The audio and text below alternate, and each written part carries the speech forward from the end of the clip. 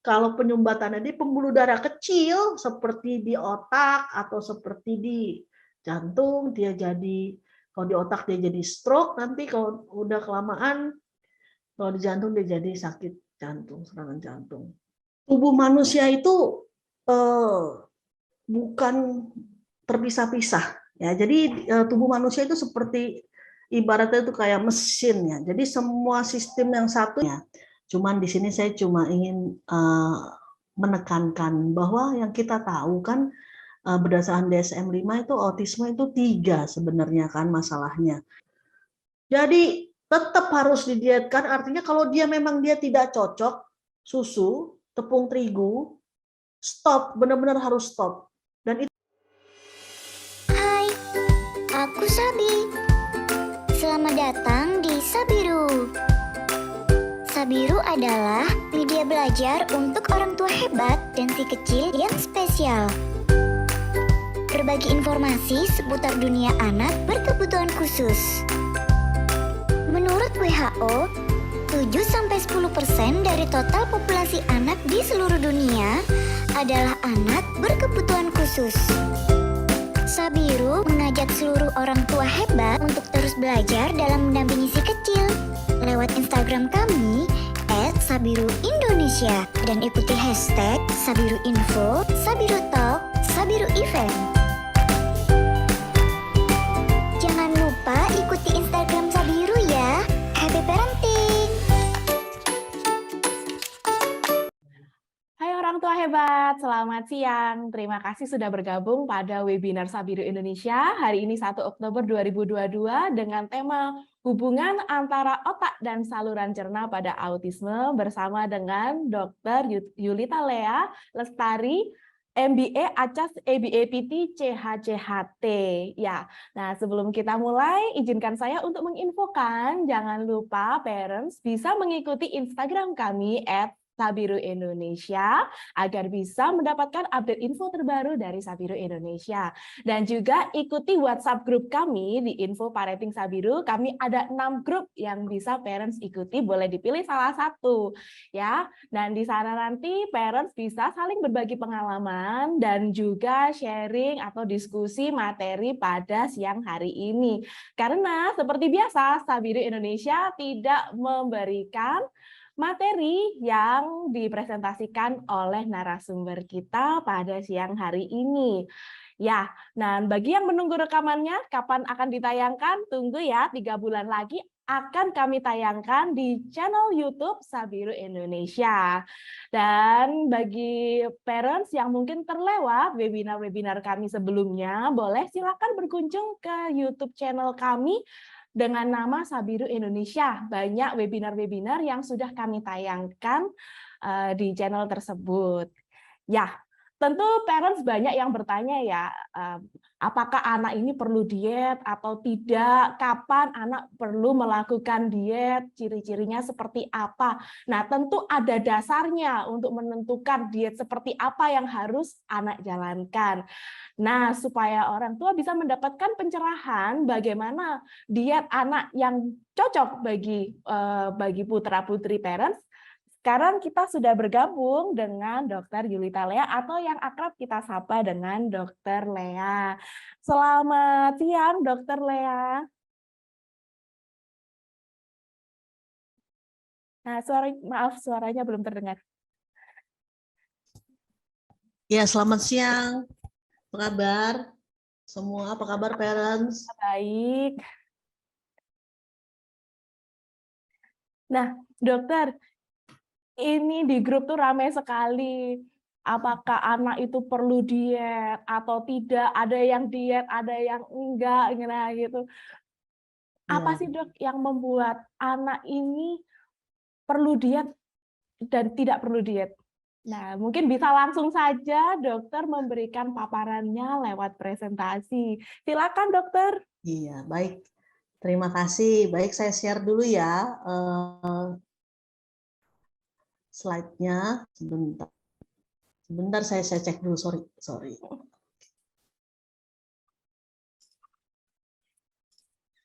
Nah, sambil menunggu, bagi parents yang mungkin ingin bertanya, silakan boleh diketik di kolom chat ya.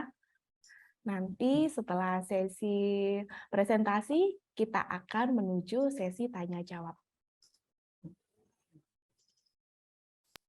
Oke, apa sudah kelihatan? Sudah? Cuman masih ada Masih sedikit kotak ini hitam ya. di atas. Nggak apa-apa ya, kita Nggak apa-apa toleransi ya, sedikit. nanti kabarin aja kalau masih nggak kelihatan nggak jelas ya. Ya, Oke, baik.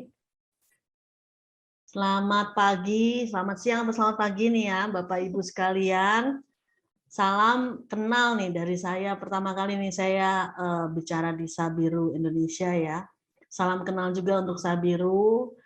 Senang sekali saya mendapat undangan dari Sabiru ya, dan supaya bisa kita sama-sama saling diskusi ya. Ini bisa kelihatan ya slide-nya ya? Bisa, dokter, Oh, aman. oke, aman ya, oke, sip. Jadi perkenalkan, saya ini adalah seorang dokter yang memang minat saya hanya di otis saja ya. Jadi makanya saya certified khusus untuk di bidang otis. Sertifikasinya internasional memang dari Amerika, tapi banyak juga yang cuman ada 2 sih di Indonesia yang punya sertifikasi ini. Kemudian selain itu saya memang lebih ke arah biomedical dokter ya. Jadi saya ada juga registered biomedical practitioner internasional, registered di Australia ya. Kemudian ini ada yang gambar-gambar ini mungkin ada yang bisa. Nah, terus kemudian juga minat saya yang lain adalah saya juga mempelajari tentang terapi perilaku ya, atau behavior. Jadi applied behavior analysis yang untuk autisme saya dalami, khusus terutama juga untuk parent trainingnya ya, ABA. Dan juga saat ini saya masih kandidat doktor psikologi ya, saya lagi mengambil doktor psikologi di Jakarta. Baik, sedikit saja perkenalan dari saya. Nah, kita masuk langsung ke topik saya ya. Mohon maaf, ini admin nih ada yang kayak spidol-spidol hitam ini, kelihatan nggak ya? Itu Iya, kelihatan, dokter. kayaknya ada yang Mohon maaf. ngegaris-garis gitu. Coba Iya. mungkin bisa dihapusin dari sana karena saya nggak bisa hapus.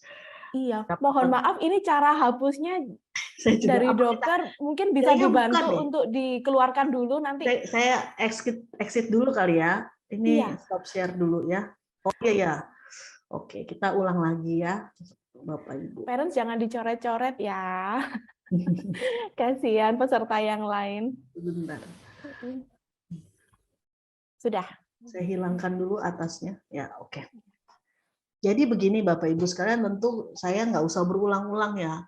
Definisi autis pasti semua apa sih yang masuk ke dalam autism spectrum disorder tentu sudah pada paham ya.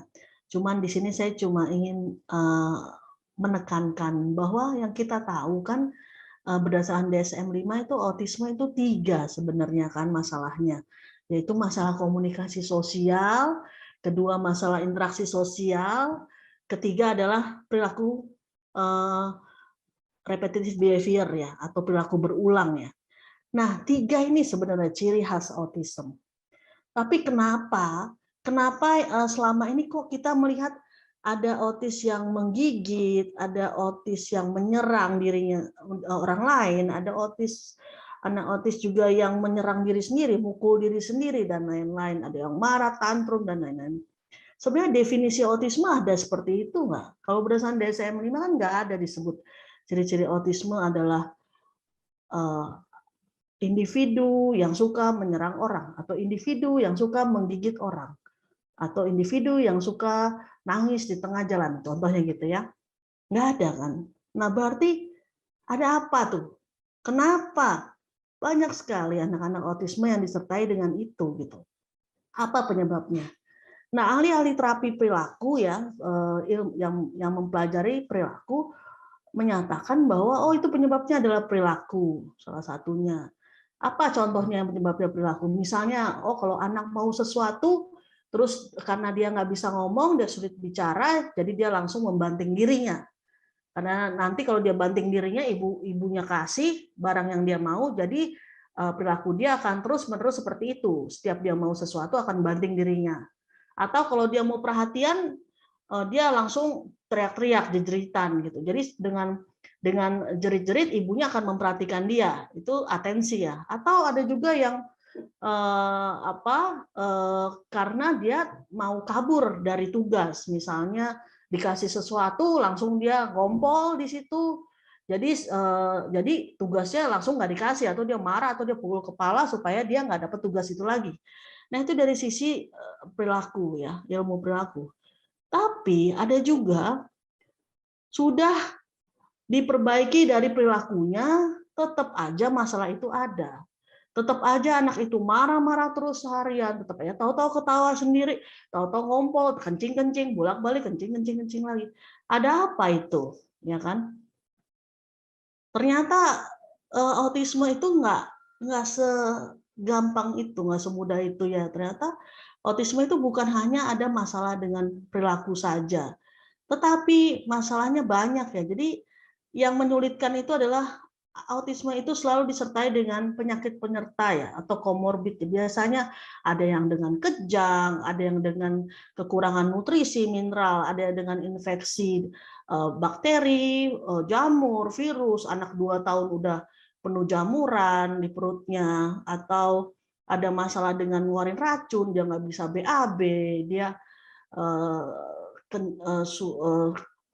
kentutnya bau busuk dan lain-lain ya, ada masalah alergi banyak, ada masalah daya tahan tubuh dan lain-lain.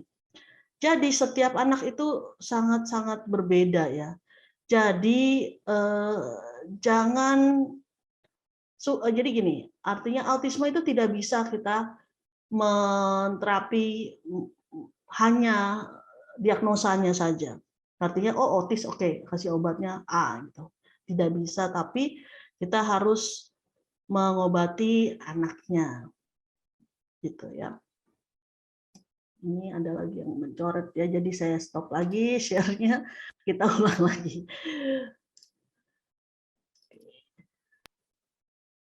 Oh sorry, saya belum share-nya, saya share, oke.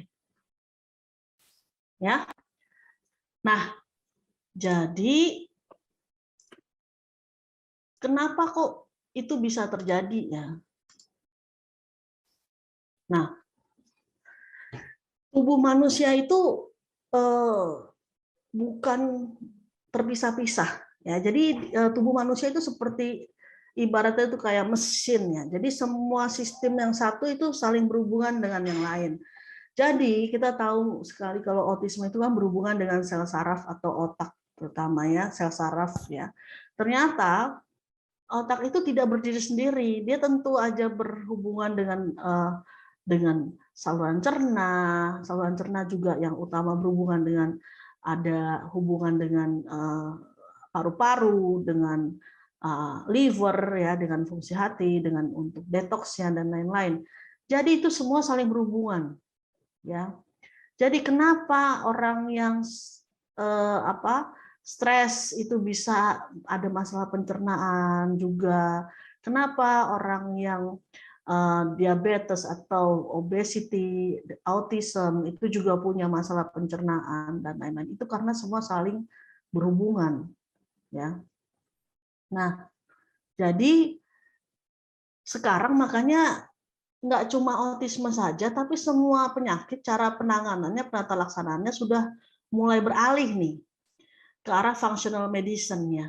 Functional medicine atau kedokteran fungsional itu adalah merawat tubuhnya jadi satu kesatuan. Jadi tidak hanya kita mengobati gejala-gejala seperti yang biasa, artinya misalnya saya kasih contoh, kalau pengobatan kencing manis atau hipertensi zaman dulu cuma dikasih obat penurun tekanan darah atau penurun gula darah, udah habis itu sudah gitu ya. Tapi lama-lama obatnya nggak mempan, lama-lama dosisnya naik, tambah naik, gula darah makin tinggi, dosisnya dinaikin, obatnya diganti jadi yang lebih canggih. Jadi dulu seperti itu, tapi sekarang ternyata kita pelajari bahwa kita juga harus mengobati akar permasalahannya atau penyebabnya ya. Jadi Makanya biasanya kalau orang hipertensi, tekanan darah tinggi, atau diabetes, atau kencing manis, itu kita juga selain kita kasih obat-obatan itu, kita juga perbaiki pola makannya, lifestyle-nya, kehidupannya, dan lain-lain gitu. Supaya nantinya ujung-ujungnya pemakaian obat-obat kimia itu tidak terlalu banyak, bahkan kalau bisa di stop ya di stop atau dihindari, karena pemakaian obat-obat kimia itu memang seperti kita tahu banyak sekali efek sampingnya, gitu ya. Nah, jadi inilah kedokteran fungsional atau biomedical itu kita berbasis pada sistem metabolisme manusia, yaitu tadi yang konektivitas tadi kayak mesin tadi. Jadi penanganannya pun itu sudah tidak bisa semua sama gitu, tapi individual. Jadi kita tidak hanya mengobati gejalanya, tapi juga kita harus mempelajari metabolisme tubuh bagian mana yang masalah, kita perbaiki lingkungan hidupnya sesuai gaya hidupnya masing-masing individu dan berdasarkan genetiknya. Jadi peranan dokter itu berubah, jadi sebagai partner dari pasien-pasiennya. Jadi biasanya ditanyanya untuk konsultasi pada autis itu biasanya nggak cukup 10 menit dilihat sebentar langsung kasih obat, nggak bisa. Kita harus tanya bagaimana perilakunya, makannya, segala macam. Karena itu saling berhubungan gitu. Itu seperti itu. Nah, sekarang kita masuk autisme itu sendiri itu adalah katanya itu adalah autism spectrum disorder ya. Jadi ada kata spektrumnya. Spektrum itu apa sih? Spektrum itu adalah ada variasi berbagai gejala menurut intensitas penyakit yang dideritanya, bisa ringan, sedang, berat sampai berat. Ringan, sedang sampai berat, dan ada komplikasi. Jadi artinya kalau autism spectrum disorder itu sangat bervariasi. Dulu itu ada kriteria PDD-NOS, Asperger, dan lain-lain, autis ringan. Sekarang udah nggak ada. Semuanya itu masuk ke dalam autism spectrum disorder. Ya. Jadi ada yang ringan, sedang, berat. Dan itu berubah, bisa berubah. Yang tadinya di awal dia diagnosa ringan, bisa kalau nggak diapa-apain, kalau nggak dikasih intervensi segera, itu bisa jadi berat. Atau sebaliknya, di awalnya didiagnosa berat, lama-lama kalau dia terus-menerus diintervensi dengan baik, bisa jadi hilang gejala-gejalanya, autism, ciri-ciri autisnya. Nah, makanya ini yang harus kita ketahui satu persatu, tiap orang berbeda. Karena ada anak-anak ASD atau individu dengan ASD yang bisa disertai dengan gangguan tidur, gangguan mood, ada yang cemas, ada yang hiperaktif, ada yang diam aja, ada yang gangguan perhatian, ada yang menyerang, ada yang hipo, ada yang kejang. Jadi setiap orang berbeda-beda. Itu yang sulit. Nah, sekarang kita masuk ke topik hari ini, yaitu hubungan antara gut dan brain connection, artinya otak dengan saluran cerna. Ya. Jadi masalahnya kita fokus dulu ke saluran cerna, karena saluran cerna ini yang paling bermasalah pada individu dengan autisme. Ya. Jadi hampir 90% orang dengan autisme itu menderita permasalahan di saluran cerna. Sampai saat ini tidak ada yang tahu kenapa, tapi banyak penelitian yang mengarah bahwa masalah ini adalah karena ada gen mutasi, ya, mutasi genetik yang bisa ditemukan di otak dan usus, ya, dan tapi itu sampai saat ini masih diteliti terus gen mana yang menjadi penyebabnya, ya. Nah, jadi apa sih yang ada di dalam saluran cerna manusia, gitu ya? Kenapa sih kita perlu fokus saluran cerna? Saluran cerna itu sangat penting karena kita kenal saluran cerna itu adalah otak kedua. Bahkan dari zaman Hippocrates, bapak kedokteran zaman dulu itu berkata bahwa semua penyakit itu mulainya dari perut, gitu ya. Apa sih saluran cerna kedua itu, ya? Jadi ada istilah bahwa bila saluran cerna kita sehat, otak kita juga sehat, gitu. Sehingga saluran cerna itu dianggap sebagai, ya, otak kedua. Apa sih otak kedua itu? Otak kedua karena sel saraf itu yang paling banyak itu selain di otak itu adanya di saluran cerna. Dan juga usus itu dianggap sebagai otak kedua karena dia punya sistem saraf sendiri, ada sistem saraf entrik yang biasanya bisa berpengaruh langsung terhadap suasana hati, moody, ya, kebahagiaan, kesenangan, semua balance itu namanya mood ya. Dan juga peradangan dan sistem kekebalan tubuh. Nah, sebenarnya hal ini bukan hal yang baru sebenarnya. Dari zaman dulu juga udah banyak ya penelitian-penelitian yang ke arah situ ya, meneliti tentang hubungan antar otak dengan saluran cerna. Contoh kasusnya adalah satu studi kasus tahun 1978, yaitu disampaikan di jurnal Autism Child Schizophrenia. Jadi zaman dulu tuh autisme itu dianggap sebagai gangguan jiwa pada anak. Jadi termasuk schizofren atau orang gila ya. Tapi pada anak zaman dulu dikategorikan seperti itu. Tapi sekarang kan sudah berubah ya. Nah, di jurnal ini ada satu case study yang meneliti tentang seorang anak ya. Jadi pada kasus case study ini hasilnya menunjukkan bahwa ternyata setelah makanan yang mengandung gandum, jagung, tomat, gula, jamur, dan produk-produk susu lainnya, ternyata berperan penting dalam menghasilkan masalah perilaku pada anak ini. Dari studi kasus itu disampaikan seperti itu. Jadi dari tahun dulu, dari zaman dulu kita udah curiga nih, ada hubungan apa nih antara perilaku bermasalah dengan makanan. Ya. Berdasarkan banyak sekali penelitian juga bahwa kita memperhatikan bahwa anak-anak dengan masalah autisme ditambah dengan kalau dia ada masalah dengan gangguan saluran cerna, biasanya perilakunya akan menjadi lebih buruk daripada anak-anak autisme yang tidak punya masalah dengan saluran cerna. Saluran cerna itu penting ya, penting sekali karena kenapa? Karena dia adalah sumber bahan bakar untuk otak dan tubuh kita. Dan tadi sudah disampaikan bahwa dia adalah second brain, jadi ada koneksi antara otak dengan organ tubuhnya. Dan saluran cerna ini mengandung jutaan bakteri dan jamur, cacing, semua ada di dalam usus kita. Jadi kalau salah satunya nggak seimbang, salah satunya berlebihan, itu pasti akan menjadi masalah. Kemudian hal lain adalah 2/3 dari sistem kekebalan tubuh kita itu ada di saluran cerna. Ya. Kemudian sel-selnya lebih banyak dibanding jumlah seluruh sel-sel tubuh. Ya, benar. Saya stop dulu.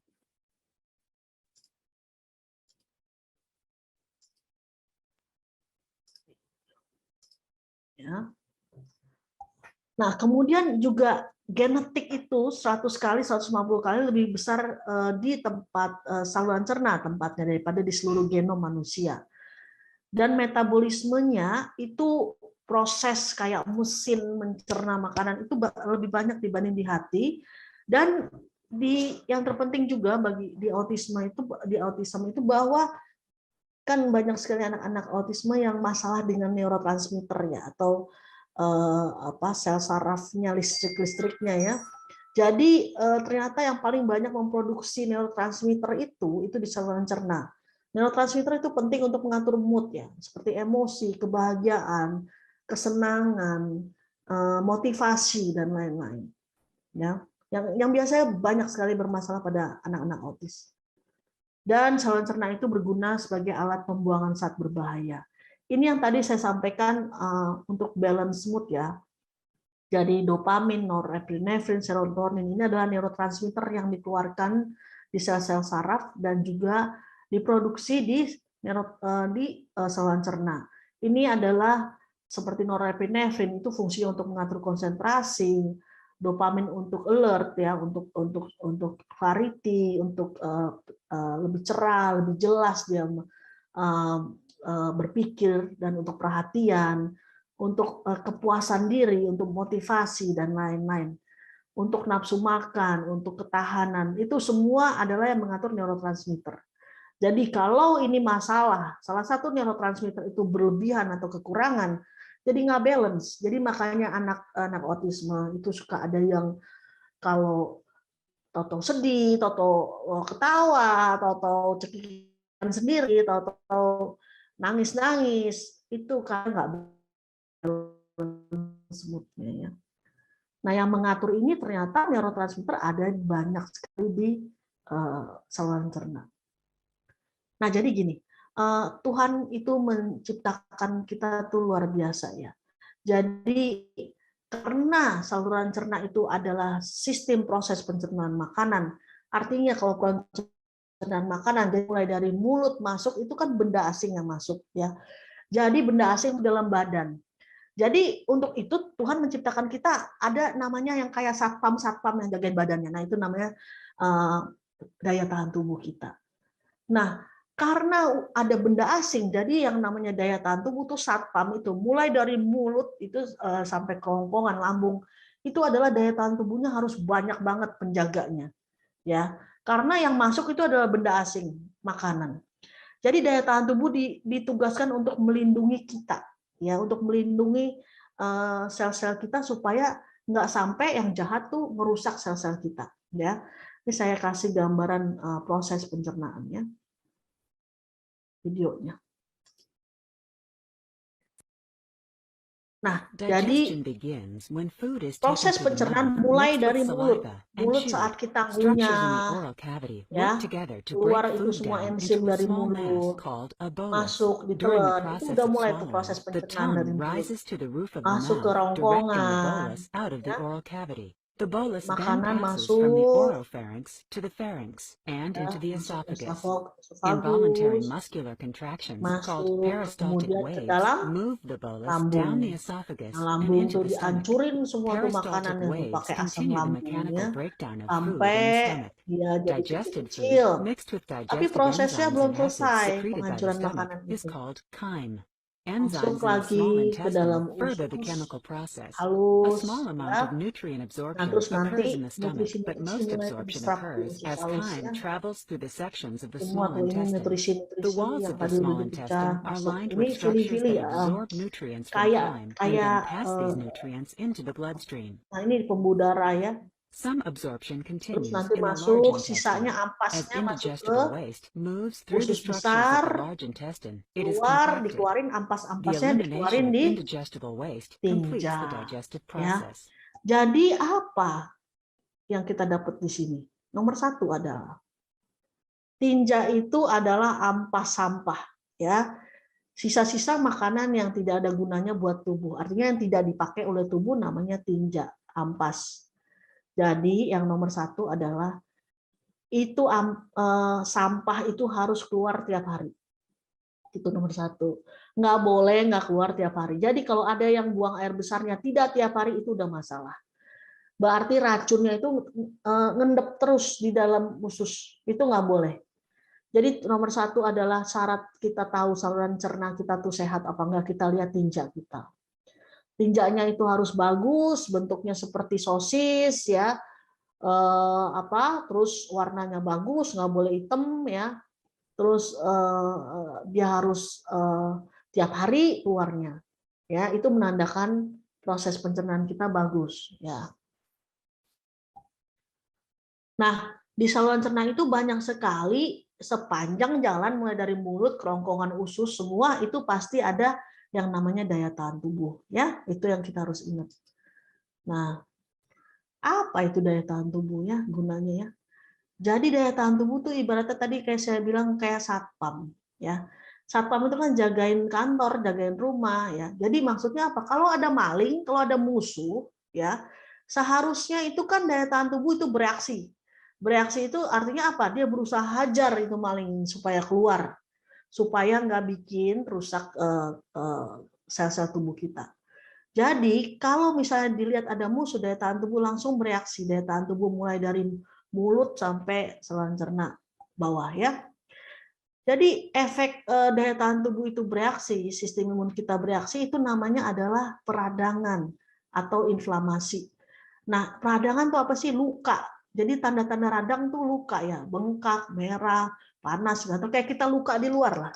Yaitu adalah proses peradangan. Jadi proses daya tahan tubuh berusaha mengeluarkan yang benda-benda jahat gitu ya. Jadi bayangin kalau misalnya daya tahan tubuhnya pada anak-anak ini, anak-anak autisme itu biasanya bermasalah. mereka itu suka kebingungan, terutama pada anak-anak kecil, biasanya lemah gitu daya tahan tubuhnya ya. Jadi yang mestinya teman atau kawan bukan musuh, yang mesti diterima dengan baik, nggak ditolak, itu ditolak sama daya tahan tubuh. Ya, jadi berusaha dibuang juga. Jadi makanan yang masuk itu dibuang. Jadi hipersensitivitas, terlalu sensitif daya tahan tubuhnya. Jadi banyak sekali ada peradangan di usus, banyak sekali makanan yang dia nggak bisa terima, gitu. Nah, apa yang terjadi kalau ususnya meradang? Ya, jadi gini, ini gambar usus yang halus ya, yang mestinya bagus ya permukaannya. Jadi kalau dia luka, luka itu contoh ini kalau ini adalah gambaran usus pada anak PDD di udah besar ya, dia pas diteropong dilihat ini banyak sekali peradangan di sini kayak sariawan di ususnya. Bayangin tuh ya, sakit banget nih rasanya ya. Jadi kalau dilihat kayak luka-luka di ususnya. Jadi permeabilitas meningkat itu artinya longgar. Jadi ini nih gambarnya. Jadi luka gitu ususnya. Nah ini gambarnya lagi ya di bawah kartunnya. Jadi usus kita itu tuh fili-fili itu artinya apa ya, kayak karpet gitu ya, kayak karpet. Jadi antara karpet dengan karpet itu bulu-bulunya itu nggak rapet, nggak terlalu rapet. Jadi cuma diikat sama tight junction. Ada ikatannya nih antar bulu-bulu itu ya. Jadi apabila banyak sekali bahan makanan yang dianggap musuh, atau misalnya banyak sekali jamur berlebihan atau bakteri berlebihan, daya tahan tubuh akan hajar dia, akan berusaha buang, akan terjadi luka. Proses luka itu kalau makin lama makin ada, lama-lama putus tight junction-nya. Tight junction putus ini makanya akan jadi longgar antara satu fili dengan fili lain. Jadi itu namanya leaky gut ya. Leaky itu bocor, gut itu ususnya bocor gitu. Bocornya nggak gede-gede amat, cuman melebar gitu ya, melebar aja. Jadi apa efeknya? Semua bahan makanan atau apapun yang ada di dalam usus ini yang mestinya tidak boleh keluar dari usus itu keluar. Masuk keluar, masuk ke pembuluh darah, ngalir kemana-mana. Pembuluh darah kan kemana-mana ya. Pembuluh darah salah satunya ke otak. Nah di otak itu dilihat, wah kok ada sesuatu nih masuk ke dalam otak nih, kok ada mikroba racun yang masuk ke aliran darah nih ke otak, ke bagian otak. Nah di otak itu kan juga ada daya tahan tubuh ya, ada satpamnya lebih besar lagi, dihajar di otak, dihajar di situ ya terjadi lagi peradangan inflamasi di otak, brain inflammation. Nggak besar-besar banget inflamasinya, tapi kecil-kecil tapi banyak gitu ya. Nah jadi efeknya apa? Adalah reaksinya setelah makan makanan tertentu. Reaksinya kalau dia nggak cocok makanannya ke perilaku. Jadi kalau yang namanya alergi makanan, yang kita tahu biasanya kan bengkak-bengkak, bentol-bentol, gatel-gatel ya, kayak misalnya alergi udang, bengkak, matanya bentol sampai nangis gitu ya. Nah kalau ini enggak, itu yang tipe alergi yang histamin. Kalau ini alerginya ke arah perilaku. Jadi dia makan sesuatu dia akan lebih hiper, dia makan sesuatu dia akan lebih moody, nangis-nangis. Nah itu yang kita makanya harus waspadai, kita harus lihat makanan apa itu, ya. Nah, jadi leaky gut ini nggak boleh lama-lama dibiarin, ya. Kalau dia lama-lama luka, bayangin aja ya, apa yang terjadi kalau usus ini luka terus kayak gini, penyerapannya nggak bagus. Jadi biasanya anak-anak yang banyak luka leaky gut ini, badannya kurus, makannya banyak, lapar mulu, makannya makannya banyak, nasinya berpiring-piring, tapi badannya nggak keserap sama badannya nutrisinya. Ya, leaky gut itu penyebabnya macam-macam ya. Bisa karena kalau dia alergi atau intoleransi makanan, biasanya paling sering itu adalah susu. Karena dia ada kasein susu, gluten dari tepung terigu, soya dari kedelai ya, dan turunannya. Jadi kayak tahu, tempe, kecap segala macam, gula, ya banyak sekali yang intoleransi makanan ini. Kemudian leaky gut juga bisa karena ada pertumbuhan berlebihan dari mikroorganisme seperti jamur, bakteri, berlebihan, cacing berlebihan dan lain-lain. karena logam berat, racun, ya, kemudian bisa karena bilang guna antibiotik jangka panjang, misalnya karena dia sering sakit-sakitan, dia dari kecil dia sering bolak-balik dikasih antibiotik, atau stres. Nah, stres ini sering terjadi pada anak otis ya, banyak banget yang anak-anak stres kelihatan takut, sering sekali menarik diri dan lain-lain. Kemudian menurunnya fungsi metabolisme tubuh ya. Nah, ini 6 penyebab leaky gut. Oke. Jadi yang penting itu jaga juga metabolisme dari mikroflora usus ya, karena apa yang kita makan itu sangat berpengaruh. Nah, apa sih tanda-tandanya nih? Kalau kita udah bermasalah dengan saluran cerna, biasanya ada tanda-tandanya, contoh yang disbiosis atau ketidakseimbangan organisme di usus itu apa yang paling sering itu dia nggak pup, atau dia malah pupnya diare, atau dia reflux asam lambung kayak dia mual mulu, makan itu kayak enak, memuntah gitu ya, atau bergas gitu ya perutnya, atau dia sulit mencerna makanan, jadi kelihatan pupnya itu beras merahnya masih utuh, misalnya sayurannya masih utuh, ya itu dia ada masalah dengan sulit mencerna makanan, atau kembung atau kram perut, atau dia banyak sekali alerginya makanannya, radang, atau dia kulitnya kering, dia terus hilang konsentrasi. Jadi biasanya tuh kayak kalau kita istilahnya tuh kayak berawan ya, kayak diajak ngomong kayak orang mabuk gitu. Terus yang kelihatan tuh sebenarnya terapis ya, yang lebih berasa itu terapis ya, para terapis kalau ada di sininya. Jadi ini anak kemarin-kemarin udah ngerti, diajarin udah tahu, terus hari ini kok hilang lagi. Diajarin kok lupa lagi, sering lupa, sering nggak konsen, sering nggak fokus. Nah itu coba cek dulu makanannya apa, makan apa yang dia makan, gitu ya. Terus gangguan mood, masalah dengan daya ingat, ada masalah dengan kulit dan lain-lain. Nah, karena anak-anak autisme ini ada masalah dengan komunikasi atau berbahasa ya. Jadi ada anak yang nggak bisa bicara atau dia berbicara pun dia cuma satu arah. Jadi mereka biasanya sulit mengkomunikasikan apa yang mereka rasa. Jadi kita lihatnya tuh gejala-gejala juga bisa lihat dari perilaku dia ya. Yaitu contohnya kalau dia merasa dia nyeri perut, biasanya anak-anak tuh suka nempelin perutnya nih di meja, di kursi, suka nungging begini, tidurnya nungging. Nah, itu udah kita harus curiga itu masalah di saluran cernanya ya.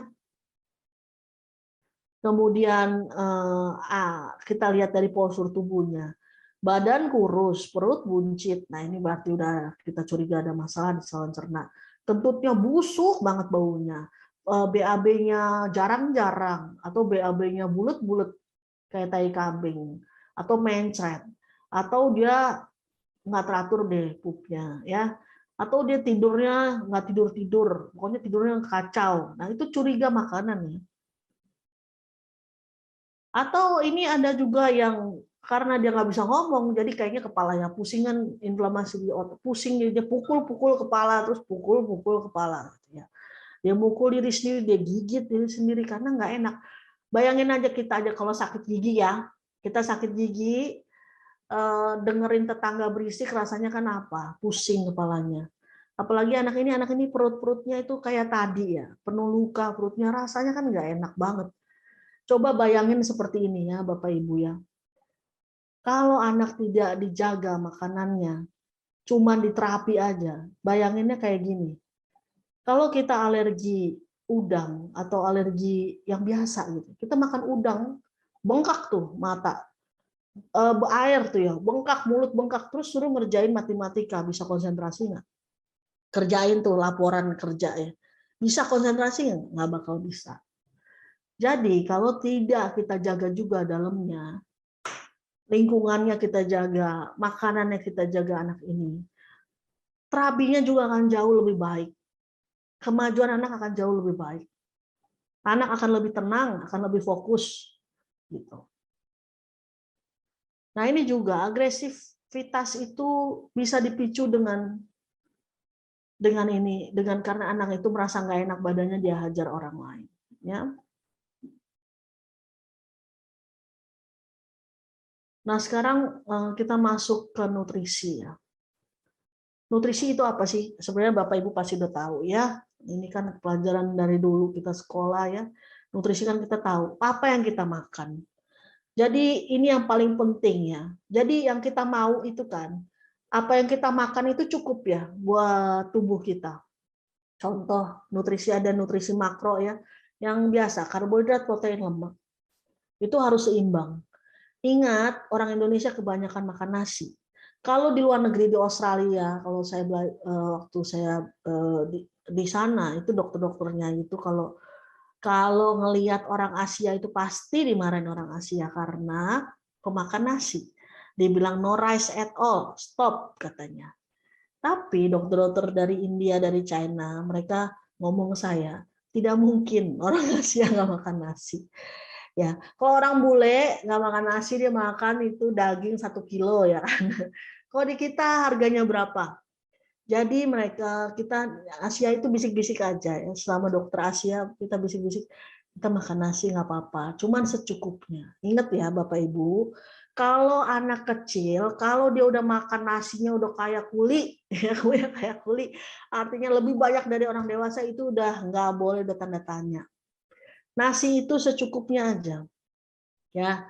Jadi kalau dari piring itu 40% itu harus protein lauknya. Ya.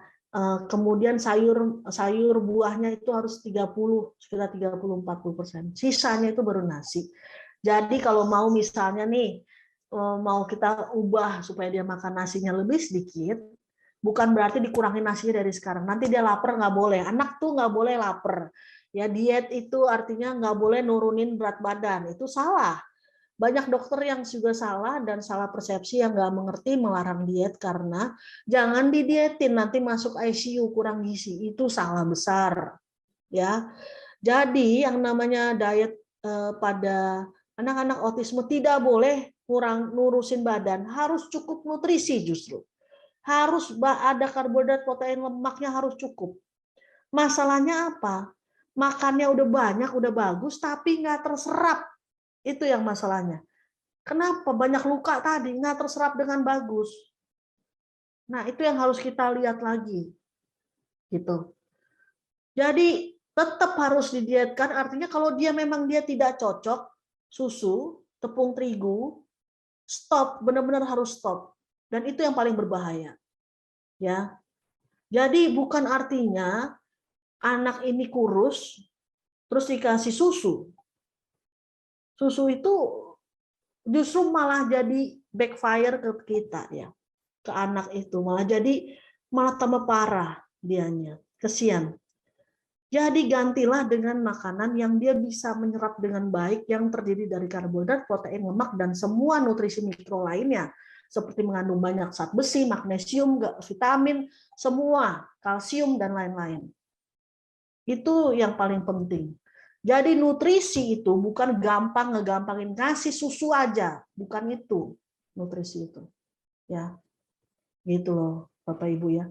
Jadi kadang-kadang ibu-ibu yang suka berusaha mencoba-coba diet yang nggak ngerti, kadang-kadang juga saya udah dietin ketat sampai anaknya gagal boleh makan apapun sampai masuk ICU. Tentu dokter itu akan marah. Ya, masuk UGD, masuk ICU. Tentu dokter yang itu yang nggak ngerti akan marah yang di ICU. Kenapa didietin kayak gini, Bu? Jadi akhirnya dokter merasa salah persepsinya. Kok disuruh-suruh diet ini yang nyuruh itu bodoh banget. Pasti dokter akan berpikiran seperti itu. Nah, itu sebenarnya yang salah tuh siapa? Jadi artinya gini, ya. Dia itu harus tidak boleh makan makanan yang mereka tidak bisa terima. Supaya tidak terjadi inflamasi, tidak terjadi leaky gut, ya. Nutrisi harus cukup banyak karena anak itu masih dalam masa pertumbuhan. Dan juga nutrisi itu gunanya untuk sistem imun dia, sistem saraf dia, supaya sistem saraf dia yang kemarin-kemarin rusak kita harus perbaiki lagi, nanti regenerasi lagi sarafnya itu butuh nutrisi. Ya.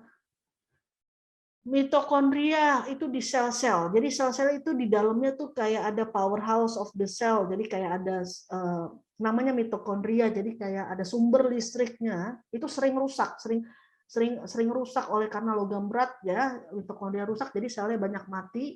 Jadi penuaan dini. Contoh deh supaya gampang, yang merusak sel penuaan dini mitokondria yang bikin mati sel itu kalau kita ngerokok. Ngerokok itu adalah radikal bebas yang mematikan sel karena dia merusak program mitokondria. Efeknya penuaan dini. Coba bandingkan antara kembar yang ngerokok sama nggak ngerokok, pasti mukanya lebih tua yang ngerokok karena dia banyak sekali kena radikal bebas. Makanya kita harus nutrisi harus cukup ya. Detoksnya juga harus bagus. Detoksifikasi yang alami kita harus jaga. Alami itu adalah apa? Dari buang air besar harus setiap hari. Buang air kecil itu artinya kita harus minumnya harus cukup banyak ya. Kemudian harus keringetan. Anak itu harus keringetan. Keringetan itu artinya apa? Dia harus dijemur, dia harus lari, dia harus bergerak, dia harus olahraga. Itu harus, nggak boleh enggak. Nggak boleh cuma terapi aja 8 jam cuma di kamar doang terapi nggak keluar, itu juga salah. Terapi itu di luar juga, artinya saat dia bermain, saat dia lempar bola itu kan juga terapi, juga stimulus namanya ya. Mudah-mudahan ada home based terapis yang denger ya. Oke, sekarang kita masuk. Sebenarnya saya rencana jam 12 sudah stop nih, tapi karena kebanyakan bicara nih, jadi saya oke. Sekarang kita masuk ke proses pencernaan di mulut ya. Nah, ini penting. Jadi di mulut itu terjadi kita saat ngunyah itu sudah mulai proses pencernaan. Di mulut itu ngunyah itu adalah proses pencernaan karbohidrat. Jadi dari kita ngunyah itu keluarlah enzim yang bikin memecah makanan. Ya, jadi dari ludah itu menghasilkan enzim-enzim untuk memecah makanan. Makanan apa yang dipecah, nutrisi apa yang dipecah di mulut itu karbohidrat. Jadi pemecahannya itu adalah karbohidrat. Jadi kayak nasi itu dipecah itu di karbohidrat. Ya, jadi kalau anak-anak yang bermasalah dengan nggak bisa ngunyah itu bermasalah dengan pencernaan karbohidrat nantinya. Nggak boleh. Jadi anak-anak itu harus dilatih ngunyahnya benar. Nggak boleh cepet-cepet, nggak boleh diemut, ya. Pokoknya kalau misalnya dia karbohidratnya tidak tercerna dengan sempurna, nanti begitu dia masuk ke lambung, dia masih belum tercerna, efeknya apa? Nanti karbohidrat yang tidak tercerna itu akan berfermentasi. Jadi dia berfermentasi, dia akan jadi makanan dari bakteri sama jamur. Jadi nanti jamuran. Jadi tumbuh berlebihan, jamuran, bakterinya banyak, anak 2 tahun jamuran dan lain-lain. Itu kan aneh. Karena dia makannya kebanyakan karbohidratnya langsung ditelan. Nggak tercerna dengan baik. Ya. Nah, jadi apa? Mengunyah itu pentingnya untuk memecah karbohidrat, contohnya sayuran, buah, roti, mie. Ya. Jika dia kurang ngunyah, pankreas itu harus menghasilkan enzim tambahan untuk mencerna makanannya. Jadi di lambung mestinya nggak ada pencernaan karbohidrat lagi karena karbohidratnya belum tercerna, jadi keluar tuh enzim dari pankreas. Jadi efeknya apa? Pankreas akan kecapean nanti kalau udah tua. Efeknya apa? Diabetes, kencing manis, pankreasnya bermasalah. Ya. Nah, gejalanya apa kalau dia ada masalah dengan pencernaan karbohidrat? 5 menit sampai 1 jam setelah makan itu cepat gitu reaksinya ya. Biasanya dia nyeri perut, nyeri punggung, mual muntah, dia sakit di bagian atas perutnya, kembung berlebihan, kelaparan terus. Nih banyak nih anak-anak Indonesia yang lapar, makan lagi, terus dia jadi nggak konsentrasi, terus dia jadi lelah, lemah, infeksi jamur sering, ya demam, macam-macam. Nah itu tadi mulut. Sekarang kita masuk, kalau udah masuk mulut, nanti kerongkongan dia masuk ke lambung. Nah, di lambung itu pencernaan apa yang terjadi di situ? Itu adalah pencernaan protein. Protein dicerna di lambung, dibantu oleh asam lambung, dibantu oleh vitamin B, oleh klorida dari garam, zinc, magnesium. Jadi kalau Bapak Ibu anaknya kekurangan nutrisi ini, kurang zinc, kurang magnesium yang banyak sekali anak autis kurang, maka protein yang dimakan itu biasa jadi busuk, nggak tercerna dengan baik. Kalau kurang enzim, juga nggak tercerna dengan baik. Jadi biasanya banyak sekali ditemukan asam amino itu tidak terbentuk. Jadi asam amino itu dari enzimnya. Sementara asam amino itu penting sekali untuk pembentukan sel saraf dan neurotransmitter yang ngatur mood dan lain-lain. Jadi kalau ada proteinnya tidak tercerna dengan sempurna, dia akan jadi busuk, jadi akan timbul peradangan lagi. Ya. Apa itu tanda-tanda kita nggak bisa mencerna protein? Setiap kita makan protein, 2-5 jam kemudian setelah makan protein kelihatan gejalanya. Dia jadi kembung, dia jadi bergas, dia jadi kram, dia jadi mules, dia jadi ada makanan yang tidak tercerna dalam tinja keluar, kemudian dia jadi sembelit, gas keluarin kentutnya, bau busuk. Ya. Proses pencernaan berikutnya di usus kecil. Nah, di usus kecil, makanan dari lambung masuk ke usus kecil. Di situ adalah proses pencernaan lemak. Lemak, asam lemak menjadi oleh enzim lipase dipecah menjadi asam lemak dan gliserol. Masalahnya apa? Kalau permasalahan, jadi ada anak-anak yang tidak bisa memecah lemak, dia kalau tidak bisa memecah lemak akan teroksidasi. Lemak itu lama-lama kalau lemak teroksidasi, dia bisa di pembuluh darah, dia bisa jadi numpuk kayak polisi tidur, namanya plak. Kalau kayak polisi tidur, kalau makin tinggi itu polisi tidur, lama-lama jadi penyumbatan di pembuluh darah. Kalau penyumbatannya di pembuluh darah kecil, seperti di otak atau seperti di jantung, dia jadi, kalau di otak dia jadi stroke, nanti kalau udah kelamaan, kalau di jantung dia jadi sakit jantung, serangan jantung. Jadi gejala-gejala dia ada masalah dengan pencernaan lemak adalah 5-30 jam setelah makan. Biasanya ada masalah di ketidakseimbangan hormon, kulitnya berminyak, bau, kotorannya berminyak ya, pupnya itu berminyak tandanya ya, kalau dia nggak bisa mencerna lemak, jadi ngambang, tinjanya ngambang, bau, warnanya lebih terang dari biasa ya. Kemudian kalau suka begas, bersendawa setelah makan, kulitnya kering biasanya ya. Kemudian nyeri perut di sisi kanan di daerah kantong empedu dan ada batuk empedu dan mual. Perhatian pada anak-anak autisme kita butuh lemak yang cukup banyak karena lemak itu adalah untuk membentuk sel saraf di otak. Jadi kita harus kasih lemak yang baik, harus cukupnya. Jadi kalau ada masalah di lemak, kita harus cari dari mana sumber lemak yang baik yang untuk nutrisi kita. Nah, jadi makanya kalau functional medicine, biomedis biasanya ini yang kita perbaiki. Ini ada 5R ya yang biasa dilakukan, yaitu remove, replace, reinoculate, ada repair, ada rebalance lagi. Nah, ini biasanya kita jaga makanannya, jangan sampai kita kasih makanan yang menjadi biangnya dari anak-anak ini. Kita atur pengaturan makanan yang individu, artinya setiap anak beda satu dengan yang lainnya. Kemudian diganti mana yang kurang, mana yang enzim kalau kurang kita tambahin dan lain-lain. Kita kemudian reinoculate, kita perbaiki lagi bakteri baik, terus kita kasih suplementasi kalau perlu tambahan dan lain-lain. Ini yang dilakukan functional medicine ya. Terus balance gaya hidup sehat, olahraga, detoksnya yang alami yang harus dilancarkan ya. Oke, nah sekarang pemeriksaan tambahan bantuannya biasanya kami melakukan pemeriksaan laboratorium. Ya, apa aja yang dicek untuk melihat kesehatan dari saluran cerna? Yang nomor 1 adalah tinja. Seperti yang saya bilang, tinja itu untuk melihat kesehatan usus kita, saluran cerna. Ini adalah contoh dari tes tinja dari berbagai lab ya. Ini contohnya adalah tes kultur dari tinja. Ini kelihatan nih, kalau kelihatan ya, ini anak 2 tahun.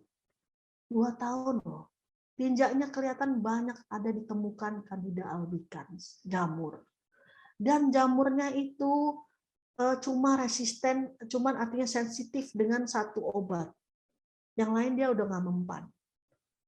Ya, ini anak 4 tahun. Ya, 4 tahun dia sudah ditemukan Clostridium. Ini pada anak autis ya. Clostridium itu bakteri yang jahat. yang banyak. Ini kalau udah ditemukan di tinja, artinya udah banyak gitu loh. Udah ditemukan, udah pasti di dalamnya berlebihan tubuhnya. Nah itu kan aneh. Kenapa ada nggak seimbang? Kenapa mestinya tuh nggak boleh? Mestinya tuh harus seimbang. Mestinya jamur bakteri nggak boleh tumbuh berlebihan. Berarti kan ada masalah dengan daya tahan tubuhnya. Berarti jamur aja berlebihan, bakteri berlebihan, apalagi dengan pasti nggak mungkin kalau nggak ada alergi. Ya. Kemudian kalau kita mau periksa lagi lebih detail itu yang paling bagus memang kirim ke Amerika ya. Namanya comprehensive stool analysis. Sayangnya di Indonesia nggak ada. Tapi juga udah sulit juga saya ngirim ke Amerika karena sekarang sejak Covid ya pengiriman ke Amerika jadi lama, jadi rusak tengah jalan tinjanya. Jadi terpaksa kita di Indonesia aja ya. Ini yang dicek ya. Kemudian selain dari tinja sebenarnya kita juga bisa ngecek jamur apa bakteri itu dari darah atau urin. Cuman bedanya mereka itu kalau dari darah atau urin itu lebih sensitif ya. Lebih sensitif, oh terbukti ini kayaknya ini contoh ya, ini adalah organic acid test ya. Ini untuk melihat apakah ada jamur ya. Ternyata ada ditemukan jamur, ditemukan bakteri Clostridium ya, tapi jenisnya dia nggak kasih tahu kita. Artinya tidak bisa kasih tahu. Kalau tinja itu kita bisa ketahuan jenisnya apa dan obatnya apa. Dan kalau darah itu juga ada dari kalau kita ngecek IgG food allergy yang 208 makanan yang kita bisa bonus dapat pemeriksaan tinja. Ini anaknya wah Candida jamurnya banyak banget ya, umur 5 tahun ya. Nah, ini pemeriksaan itu ya kalau yang tes food alergi ini makanannya ini semua ya. Lumayan sih bisa membantu Bapak Ibu untuk lihat dia alerginya apa aja ya. Bisa bantu. Tapi ada juga saya mau kasih note aja. Memang kayaknya kok kenapa ya ada orang tua bilang gini. Saya tuh udah nggak makan, udah nggak kasih susu, udah nggak kasih tepung, tapi masih aja dia bermasalah. Berarti masih ada yang bahan makanan yang nggak cocok. Jadi cuman ini aja gluten free, casein free nggak cukup. Kita harus perhatiin lagi diet individual. Namanya rotasi eliminasi. Saya ngelasin rotasi eliminasi mungkin nggak cukup hari ini ya. Jadi mungkin lain kali kalau Sabiru mau undang lagi boleh ya jelasin tentang rotasi eliminasi. Tapi artinya gini loh, pantas aja banyak orang bilang juga, banyak penelitian bilang nggak ada gunanya tuh diet sama aja. Susah ya mengadakan penelitian untuk anak autis untuk makanan itu susah. Karena syarat penelitian apa? Grup yang satu dengan grup yang kedua itu harus diperlakukan sama. Sementara individu itu tidak sama. Yang satu misalnya ada yang alergi sawi, yang satu alergi labu, yang satu alergi kacang panjang misalnya. Jadi sangat-sangat individual. Extraneous variabelnya sangat banyak. Jadi variabel pengganggunya sangat banyak kalau yang meneliti penelitian, yang mengerti penelitian. Jadi sulit untuk mendapatkan hasil yang bagus kecuali extraneous variabelnya dikontrol. Gitu. Ya. Nah, ini contoh studi kasus aja ya. Kita memang sebaiknya studi kasus ya. Orang terapi behavior aja penelitiannya single subject design, satu-satu anak gitu yang dinilai. Karena memang individu ya. Jadi ini contoh studi kasus. Anak ini ada di luar negeri dia memang kita bayangin gini. Ada satu anak datang ke dokter. Dia punya masalah perilaku, punya masalah dengan di sekolah dia jelek, nggak bisa mengikuti sekolah. Dia tulisan dia jelek kayak gini ya, anjur-anjuran gini ya. Terus dia ada asma, dia ada alergi, dia ada alergi makanan, dia ada postnasal drip ya, jadi alergi di belakang sininya kelihatan. Ada eksim, ada dermatitis, ada sakit perut, ada pusing, ada nggak bisa tidur, ada kram otot, ada gatel di anus, ada cemas, ada rakus makan karbohidrat. Dia sensitif terhadap suara keras atau bau. Terus dia juga anak ini dia ada masalah, ada riwayat pemakaian antibiotik terus-menerus karena sering infeksi telinga. Kemudian dia senang sekali makan makanan junk food, ya. Kemudian dia kering kulitnya. Nah, kalau ada anak yang datang ke dokter dengan ini, apa yang dokter berikan? Akan dikasih setumpuk obat. Dikasih obat anti alergi, dikasih obat asma, dikasih steroid, dikasih obat lambung, dikasih obat ngilangin sakit, dikasih obat penenang. Ini semua obatnya. Tapi sebenarnya ini cuma mengobati gejala. Seharusnya yang kita lakukan adalah penyebabnya. Kenapa dia bisa begini? Kenapa dia bisa hiperaktif? Kenapa dia bisa nggak fokus? Lakukan makanya biomedical terapi dokter itu adalah diberikan diet, dijaga makanannya, dihilangkan gluten, kasein, alergi makanan lain, dikasih saluran cernanya dibersihin, dikasih probiotik, dikasih kalau ada jamur diobatin dan lain-lain, dihilangin tuh logam berat kayak timbal dan lain-lain, terus dioptimalkan, dibagusin tuh gizi anaknya. Hasilnya apa? Dari yang tulisannya jelek, jadi dia karena dia udah bagus, udah clear, artinya pikirannya, otaknya, jadi nulisnya juga jadi lebih bagus. Ya, coba lihat ya anak-anak Bapak Ibu ya, kalau tulisannya jelek pasti dia nggak bisa pikir. Ya. Nah ini aduh ini saya cepet aja ya karena ini banyak banget ya. Jadi yang penting harus kita catat makanannya, food diary ya. Diet itu harus benar-benar 100%. 100% itu adalah tidak mengkonsumsi sama sekali. Jangan bilang begini, dok bocor dok. Oke, bocornya apa? Indomie dok. Oke. Berapa banyak bocornya? 1 mangkok dok. Itu bukan bocor, itu lapar. Ya. Jadi kalau bocor itu dia misalnya ngambil sedikit. Tapi itu juga jangan. Karena apa? Efek hilangnya racun dari susu, contohnya kasein, itu 6 minggu. Dari tepung terigu itu efek hilangnya 8 minggu. Jadi kalau tiap minggu dibocorin, artinya kasihan deh jalan-jalan ke mall tiap minggu dikasih donat. Itu artinya sama sekali nol, nggak diet sama sekali. Jadi anak itu ibaratnya kayak gelas berisi air putih yang berisi dengan tinta, jadi masih butek. Jadi kalau misalnya kita udah bersihin, udah nggak butek lagi, ya. Jadi kalau tadi masih butek ya ditetesin tinta, itu tetap butek, artinya tetap sama aja.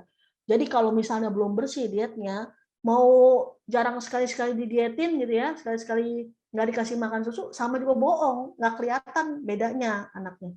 Coba anaknya didietkan minimal 3 bulan, benar-benar zero yang berbahaya. Sekalinya kena, itu dia misalnya bocor sedikit, langsung kelihatan drastis efeknya. Dia jadi nggak bisa tidur, misalnya contohnya dia jadi lebih hiper, kelihatan. Nanti ibu-ibu juga pada ngerti deh. Jadi saya banyak sekali kalau misalnya kalangan profesional yang menentang diet, sebaiknya tanya sama ibu-ibu yang melaksanakan diet, ya, karena memang diet itu adalah individual. Ya. Jadi hati-hati ini ya, ini cuman saya kasih note aja. Jadi nanti kenapa why-nya itu panjang banget ya. Jadi soya saya tidak anjurkan karena bisa memicu kejang juga soya ya. Kemudian fenol yang tinggi itu anak tuh ini bisa kalau makan fenol tinggi itu anak tuh jadi cekikan, ketawa-ketawa sendiri, ngelihat yang bolong-bolong gitu ya, ngelihat yang puter-puter gitu. Dan ini reaksinya cepat kalau fenolnya 2 hari udah 0 sampai 48 jam kelihatan ya. Kemudian jangan kasih bahan pewarna, pengawet yang penyedap segala macam tuh jangannya, lakukan organik back to nature. Kemudian pastikan anak dapat gizi seimbang, nggak bocor ya. Jadi masalah ini sering ditemukan pada saluran cerna, sering ditemukan pada anak autis yang menjadi dasar perubahan tingkah laku dan metabolisme tubuh. Dan jaga dan memelihara kesehatan saluran cerna itu langkah awal. Baru langkah awal. Jadi jangan bilang, dok anak saya udah didietin kok, autisnya masih ada. Itu baru langkah awal Bapak Ibu. Jadi kalau mau lebih baik, 3 yang saya anjurin. Stop racun dari luar. Jaga otaknya, jaga makanannya. Jangan sampai jaga lingkungan, jangan sampai ada yang merusak otaknya. Yang kedua, kasih nutrisi yang cukup. Kalau dia kurang nutrisi, kasih suplemen, kasih obatin tuh segala macam jamurnya, segala macam masalahnya di dalam badan. Kalau itu udah benar, yang maksudnya itu pasti akan lebih baik basicnya. Yang ketiga, terapi harus. Terapi itu untuk melatih stimulus otaknya lagi, diajarin lagi dia dari awal, belajarnya harus. Jadi 3 itu harus jalan. Ya, secepat mungkin, sedini mungkin, ya. Jadi cara menjaga kesehatannya itu ini tadi 3 itu, ya. Jadi kita mesti mengerti ya, Bapak Ibu sekalian, siapa lagi yang menolong anak-anak ini kalau bukan kita, ya, terutama para orang tua. Mereka itu selalu ada, terutama orang tua harus tahu, harus mengerti apa yang terjadi di badannya, kasihan. Jadi kalau mereka nggak nurut, misalnya nggak mengerti instruksi, mereka marah, itu sebenarnya karena mereka nggak ngerti cara ngomongnya ke kita. Jadi kalau kita balas marah lagi percuma, Bapak Ibu. Ya, jadi kasihilah mereka, berikan intervensi sedini mungkin, secepat mungkin, bantu kasih mereka yang obatin semua, perbaiki semua masalahnya, jaga lingkungannya supaya mereka dapat hidup yang lebih memuaskan dan menyenangkan. Ya, oke, demikian dari saya. Terima kasih atas perhatiannya. Apabila ada yang ditanyakan, saya serahkan ke Baik, moderator ya. terima kasih dokter untuk penjelasannya. Nah, ini mungkin saya hanya menegaskan kembali karena ada peserta yang mungkin baru bergabung. Benar ya dokter, apakah anak autisme ini pasti mengalami leaky gut? Belum tentu, kita harus lihat dulu, ya kan? Belum tentu juga. Kan tadi kan dibilang, saluran cerna masalahnya adalah 90% dari anak autisme. Ada juga 10%, tapi artinya sedikit sekali yang nggak apa-apa. Gitu. Kan Baik, gitu. ASD itu kan bervariasi ya. Iya. Karena ini pasti pertanyaan yang sering ditanyakan dokter oleh peserta. Betul, banyak juga ya. Iya. Tadi saya lihat ada quote yang bagus dari dokter, "We are what we eat." Setuju sekali. Jadi kita adalah apa yang kita makan, begitu ya dokter? Ya. Iya. Nah, sebelum saya ke pertanyaan, saya ingin infokan mungkin kepada peserta, pasti nanti akan ada yang tanya ke admin Sabiru, bagaimana menghubungi Dokter Lea, bagaimana jika ingin berkonsultasi. Nah, saya infokan ya, jika Dokter Lea mempunyai Akari Autism Center, itu di Jalan Rawasari, Jakarta, dan bulan depan dokter akan membuka cabang juga di Tangerang dan Cinere. Begitu ya, dokter? Oh iya benar. Iya. Jadi Ya, bagi itu tempat peserta terapi ya. mungkin yang ingin konsultasi atau ingin terapi perilaku, nah silakan menghubungi Akari Center. Nah, di mana bisa menghubungi? Ada Instagramnya, Akari Autism Center. Ada di Instagramnya, nanti bisa dilihat alamatnya dan juga kontak personnya yang bisa dihubungi. Oke, saya lanjut ke pertanyaan. Nah, pengganti susu, dokter, karena kan orang tua ini masih berpikiran bahwa 4 sehat 5 sempurna, untuk menyempurnakan adalah susu. Nah, sebagai pengganti susu sapi ini apa, dokter? Oke, ya. Jadi Bapak Ibu, ini saya kasih, saya dulu tuh di farmasi ya, kerja di farmasi itu 20 tahun, hampir 20 tahun. Jadi saya tahu apa yang dimasukkan ke dalam formula susu ya. Jadi artinya gini, sapi aja kalau udah besar udah nggak nyusu lagi Bapak Ibu ya. Itu sapi. Kenapa kita kalau ASI itu sudah berhenti, kenapa kita kasih susunya sapi? Itu nomor 1 ya. Kedua, di dalam susu itu adalah kebanyakan fortified, artinya ditambahin nutrisinya, tambahin, bukan asli susu sapinya. Memang ada anak-anak yang masih cari susu ya Bapak Ibu ya, karena kan memang susu sapi itu efeknya ada adiksi karena dia ada mengandung morfinnya kalau dipecah ya. Jadi efeknya adiksi. Begitu kita stop dia akan nagih minta makan. Nah, biasanya kalau anak-anak yang mencegah itu tahapannya nomor 1 adalah bisa nomor 1 diencerin Bu, Bapak Ibu. Diencerin dulu sampai nanti dia merasa nggak enak, nggak akan nyari lagi. Itu bisa pilihan 1, diencerin. Pertama misalnya dosisnya kasih 3 scoop, diencerin jadi 2 scoop, jadi 1 scoop, akhirnya encer nggak enak, dia nggak mau minum lagi. Itu bisa. Kedua, dikasih pengganti. Pengganti itu bisa misalnya diencerin, misalnya tadinya 3 scoop susu sapi, jadi 2 scoop susu sapi plus susu beras. Dan lama-lama susu berasnya dinaikin, akhirnya susu beras aja. Bisa begitu juga. Tergantung orang tuanya kalau saya sih ya. Ada tergantung kesiapan orang tuanya. Yang penting ujung-ujungnya kita tahu bahwa susu sapi itu nggak bagus. Ya. Ketiga, ada yang benar-benar saklek stop sama sekali, susu sapinya langsung ganti susu beras. Bisa juga. Ya. Atau sebenarnya ada lagi anak-anak yang kekurangan nutrisi. Yang benar-benar badannya kurus, ya, dan dia memang butuh nutrisi tambahan, sementara ngunyahnya belum bagus, makannya juga masih pilih-pilih. Nah, untuk anak-anak itu saya anjurin ada susu yang asam amino, susu asam amino, yang hanya mengandung asam amino. Ada kok dari, nggak boleh menyebut merek kali ya. Nanti tanya aja sama saya kalau itu. Ada yang hanya mengandung susu asam amino, tidak ada kaseinnya, tidak ada, kan yang nggak boleh itu kaseinnya, Bapak Ibu ya. Gitu. Jadi ada susu yang khusus untuk anak-anak yang masih kecil gitu, badannya masih kurus, kesian. Kita kasih itu biar berisi dikit. Tapi itu hanya sementara ya, Bapak Ibu. Nanti ujung-ujungnya makanan harus bagus. Ya.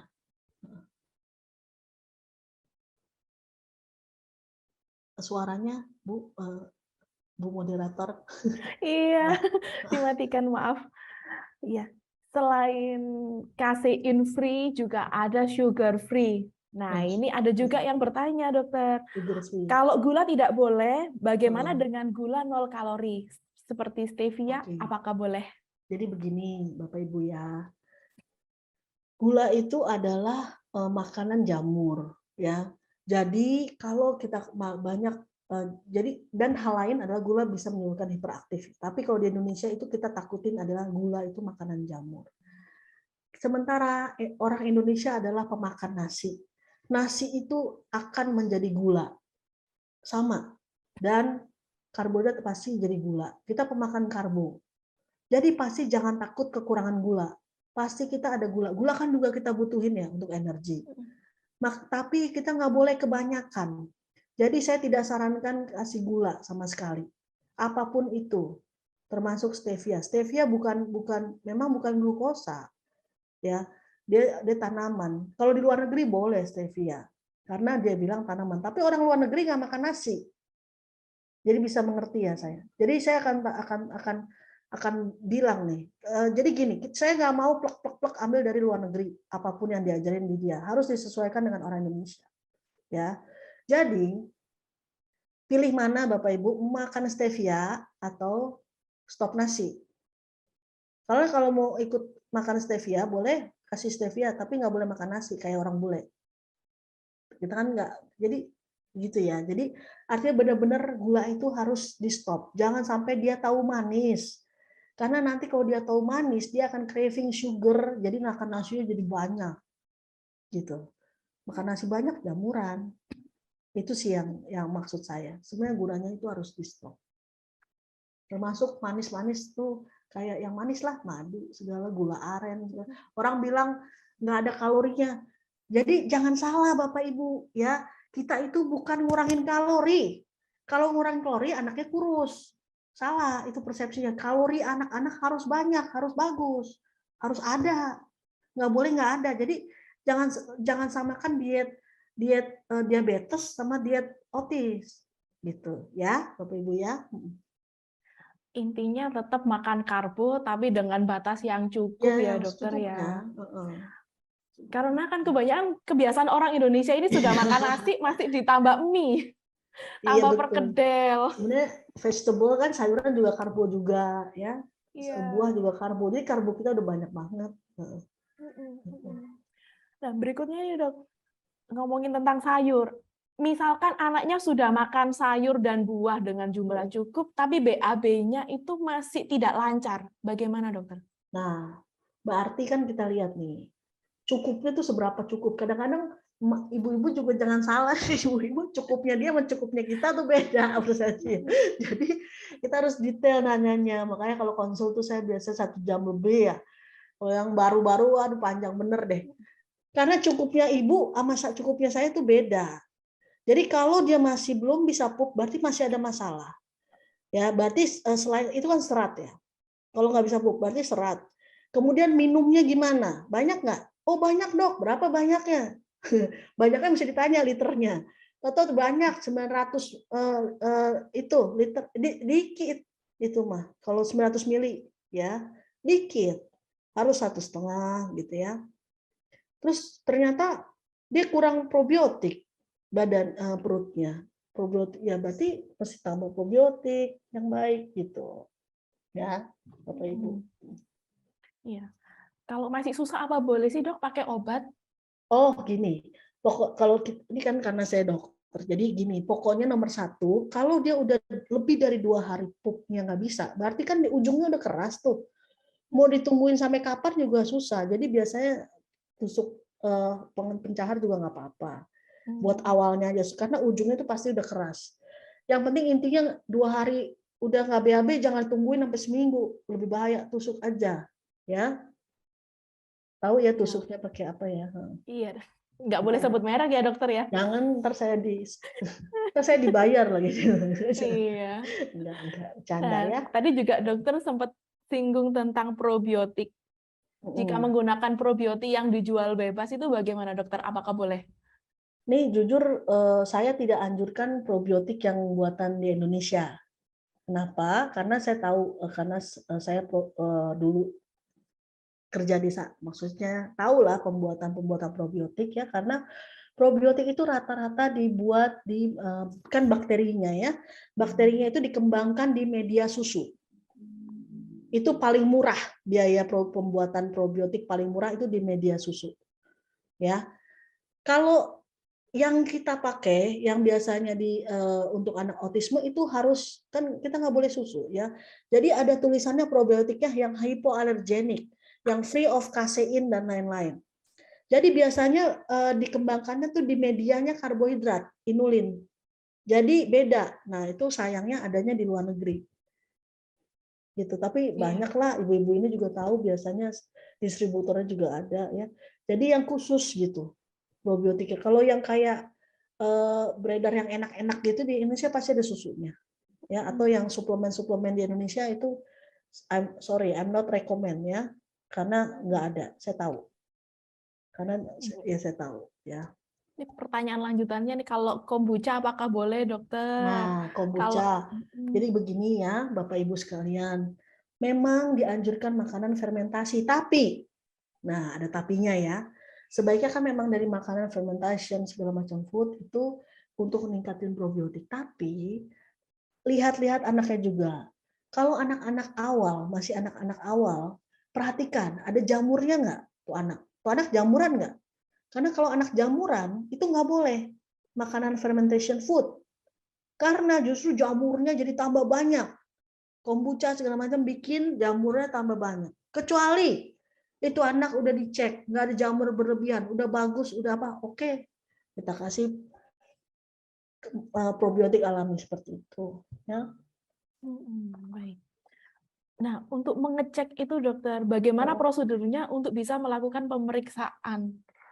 Memang ke dokter ya, dokter kan yang ngirim itunya ya, rekomendasinya ya, labnya ya, pengantarnya.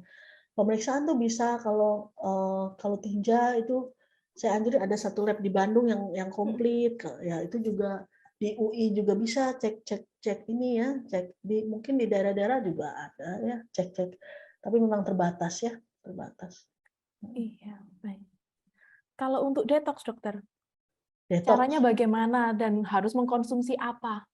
Oke, seperti yang saya bilang, detox itu yang alami yang saya usahakan kita harus terus latih ya. 3 itu yang tadi saya bilang. Buang air besar, buang air kecil, keringetan. Nah, itu yang menyangkut itu semua harus diperbaiki. Gimana kita buang air besar bisa lancar? Ya, berarti makanannya harus banyak serat, banyak minum, banyak probiotik, kan gitu kan. Terus kencing harus putih. Bagaimana cara membuat kencing putih? Minumnya harus banyak, jangan minum yang aneh-aneh gitu, aneh-aneh yang bikin kencingnya kuning gitu ya. Terus yang ketiga, keringetan. Bagaimana membuat keringetan? Lari, olahraga, berjemur. Olahraga yang membuat keringetan. Itu 3 itu. Harus minum apa? Menurut saya itu dulu deh, yang normal-normal aja dulu, ya. Iya. Nah, kalau untuk anak yang picky eater, Nah, dokter bagaimana? picky eater itu biasanya biasanya mereka kekurangan nutrisi zinc. Zincnya harus kita cek, ya. Biasanya kalau picky eater tuh rasanya tuh mulutnya juga nggak enak, orang motornya bermasalah, biasanya sih kurang zinc, ya. Coba cek dulu, ya. Nah, jadi picky eater juga bisa sih, teknik-teknik terapi behavior juga bisa membantu ya supaya anaknya dirayu, dikasih ibunya ikut makan, modeling, ibunya makan juga, enak gitu. Nanti anaknya juga mau, itu juga bisa. Jangan kita nyuapin tuh muka ibunya udah tegang duluan ya, muka ibu tegang, anaknya tegang, udah nggak bisa makan pasti. Jadi ibu harus santai dulu ya, ibu bahagia dulu, baru anaknya akan lebih baik pasti. Ya. Iya. Karena biasanya orang tua itu kan bingung, ini makanan yang dilarang banyak, nggak boleh Iya, ini, nggak stres boleh duluan itu, ya, anaknya santai suka. aja Bu. Iya. Nikmatin aja. Ini Iya, mukanya karena udah kan stres semua makanan. yang ada ini. Mukanya muka stres, tenang-tenang aja, nggak apa-apa. Banyak yang seperti ibu kok, ya. Jadi Iya, harus. karena banyak tadi saya baca di chat, kalau anaknya sudah diet ketat, sudah diet kasihin free, gluten free, soya free, udah fenol, tapi perilakunya masih tidak Nah, ada perubahan. itu kita harus evaluasi lagi, ya Ibu ya. Banyak sekali saya temuin itu. Pernah nggak Ibu evaluasi? Cari profesional yang bisa diskusi sama Ibu. Apa sih? Itu pasti ada. Biasanya sih ketemu gitu ya. Biasanya nomor 1 adalah ada makanan yang terselip masih masuk. Kedua, ternyata perilakunya itu bukan gara-gara makanan, tapi perilakunya itu gara-gara masalah perilaku, behavior problem yang bisa diperbaiki dengan terapi. Contoh, dia ini nih udah didietin tapi kok masih begitu aja. Begitu aja gimana, Bu? Dia suka tantrum, mesti ditanya lagi nih. Tantrumnya gimana, Bu? Ya kalau nggak dikasih dia langsung marah. Nah, berarti kan masalah perilaku. Kalau nggak dikasih sesuatu dia marah. Berarti itu masalah perilaku. Berarti kita terapinya harus pengobatan dengan terapi perilaku. Berarti dia tahu nih kelemahan si ibu nih. Kalau nih anak ngejedutin kepala, langsung tuh ibunya kasihan, kaget. Jangan jedutin, nih deh, dikasih tuh yang dia mau. Nah, itu perilaku masalahnya. Jadi itu ibu juga harus belajar. Rata-rata begitu kok. Ya, kalau bedanya apa nih? Saya mau kasih tahu ya. Bedanya masalah perilaku itu karena diet atau karena memang masalah perilaku adalah kalau dia memang dia alergi karena alergi makanan, perilakunya itu seharian, Bu. Seharian itu bermasalah. Mau dia dibaikin mau dia diiming-iming misalnya dikasih sesuatu apa, itu dia terus bermasalah. Dia nangis, mudi, dia nggak bisa tidur, itu karena makanan.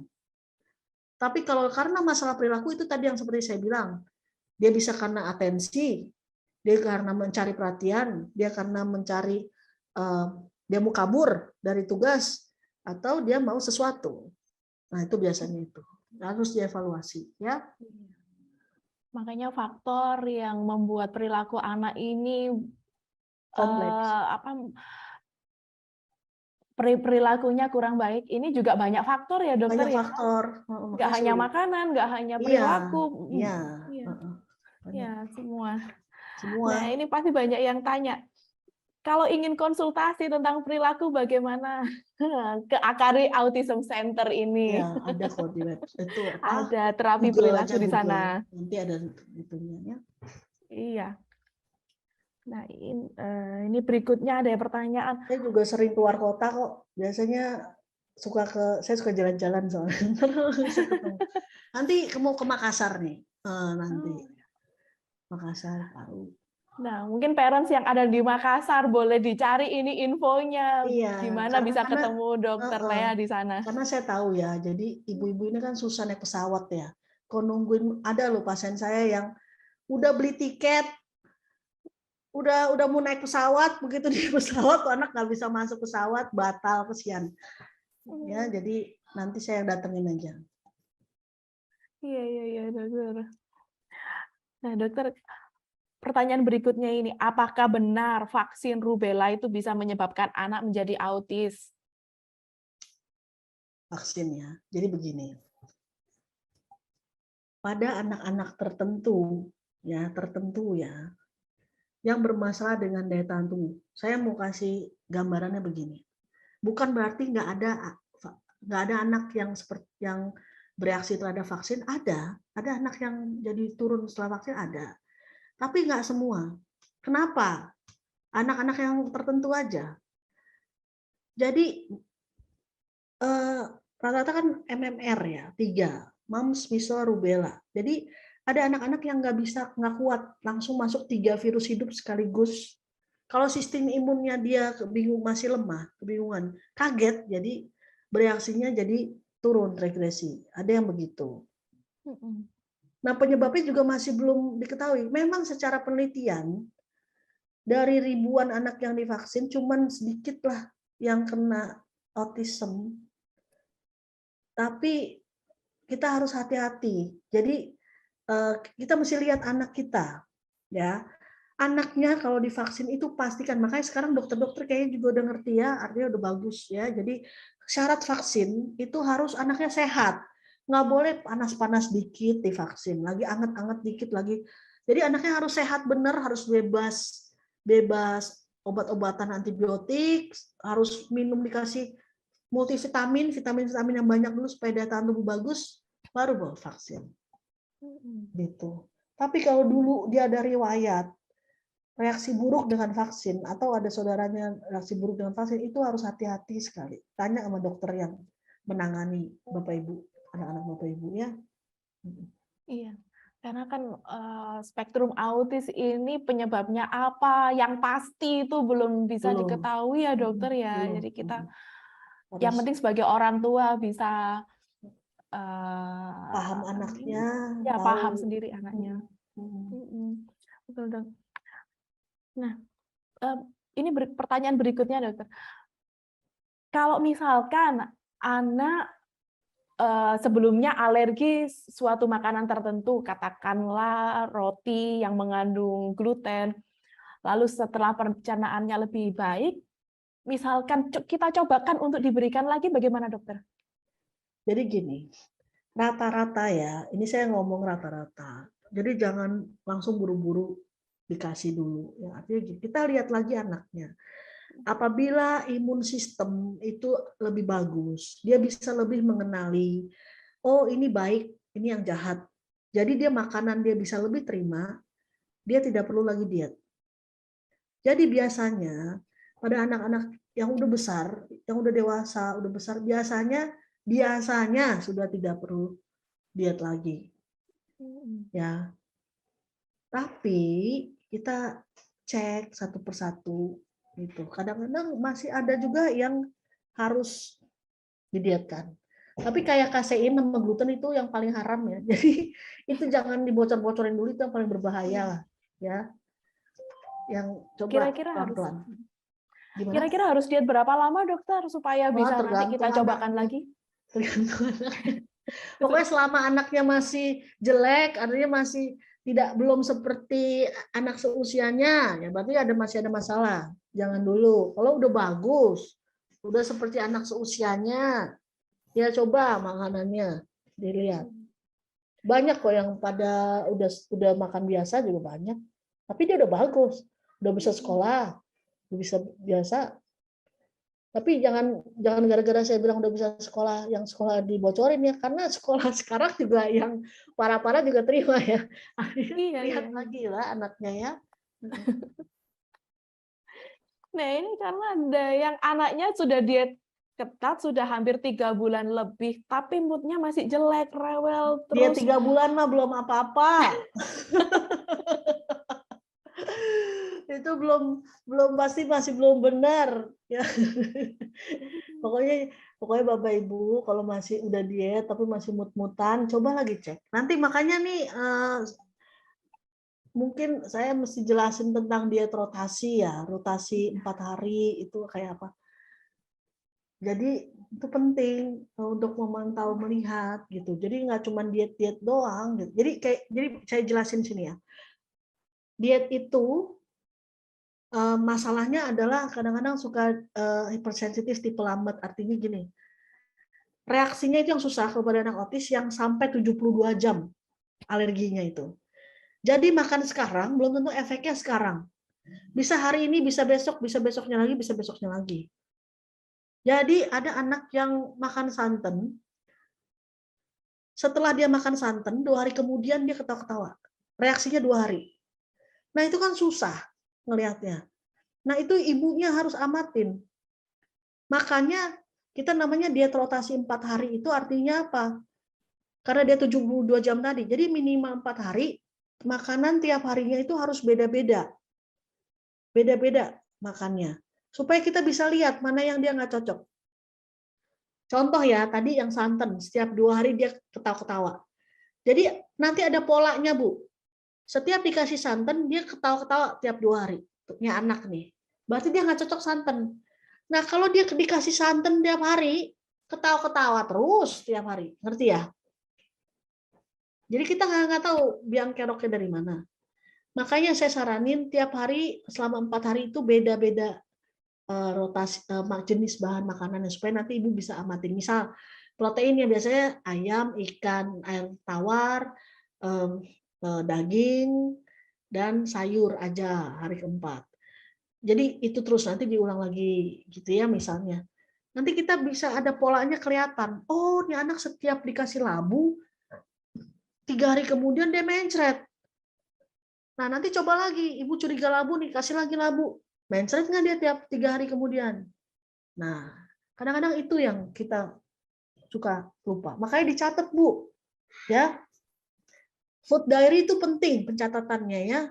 Pencatatan makanan itu nggak cuma makanannya doang, tapi juga buang air besarnya, tidurnya gimana, tingkah lakunya gimana. Jadi nanti ibu bisa amatin kalau ibu catat cuma makanan doang itu namanya catatan belanjaan, ya. Jadi makanannya, terus reaksi dia apa hari itu? Makanannya, reaksi dia apa hari itu? Makanannya, reaksi dia apa itu? Ibu catat terus, nanti ibu bisa ketemu pola. Karena nanti lupa kalau dia reaksi 3 hari, makan apa ya dia kemarin ya? Lupa kalau nggak dicatat. Iya. Ya. Betul. Dokter, mungkin boleh dibantu ditayangkan kembali. Tadi ada food diaries di presentasinya dokter, ada yang iya. beberapa ketinggalan. Ini kayak gini contohnya. Nah, ini tadi ya. Ini misalnya, ini misal doang, jangan diikutin ini ntar dibilang dokter Lea suruh kasih makanan harus beras coklat gitu. Kalau nggak boleh. Mau beras apa aja ya boleh ya. Jadi berasnya harus catat hari pertama, kedua, ketiga, keempat. Ini contoh doang ya. Proteinnya apa ya.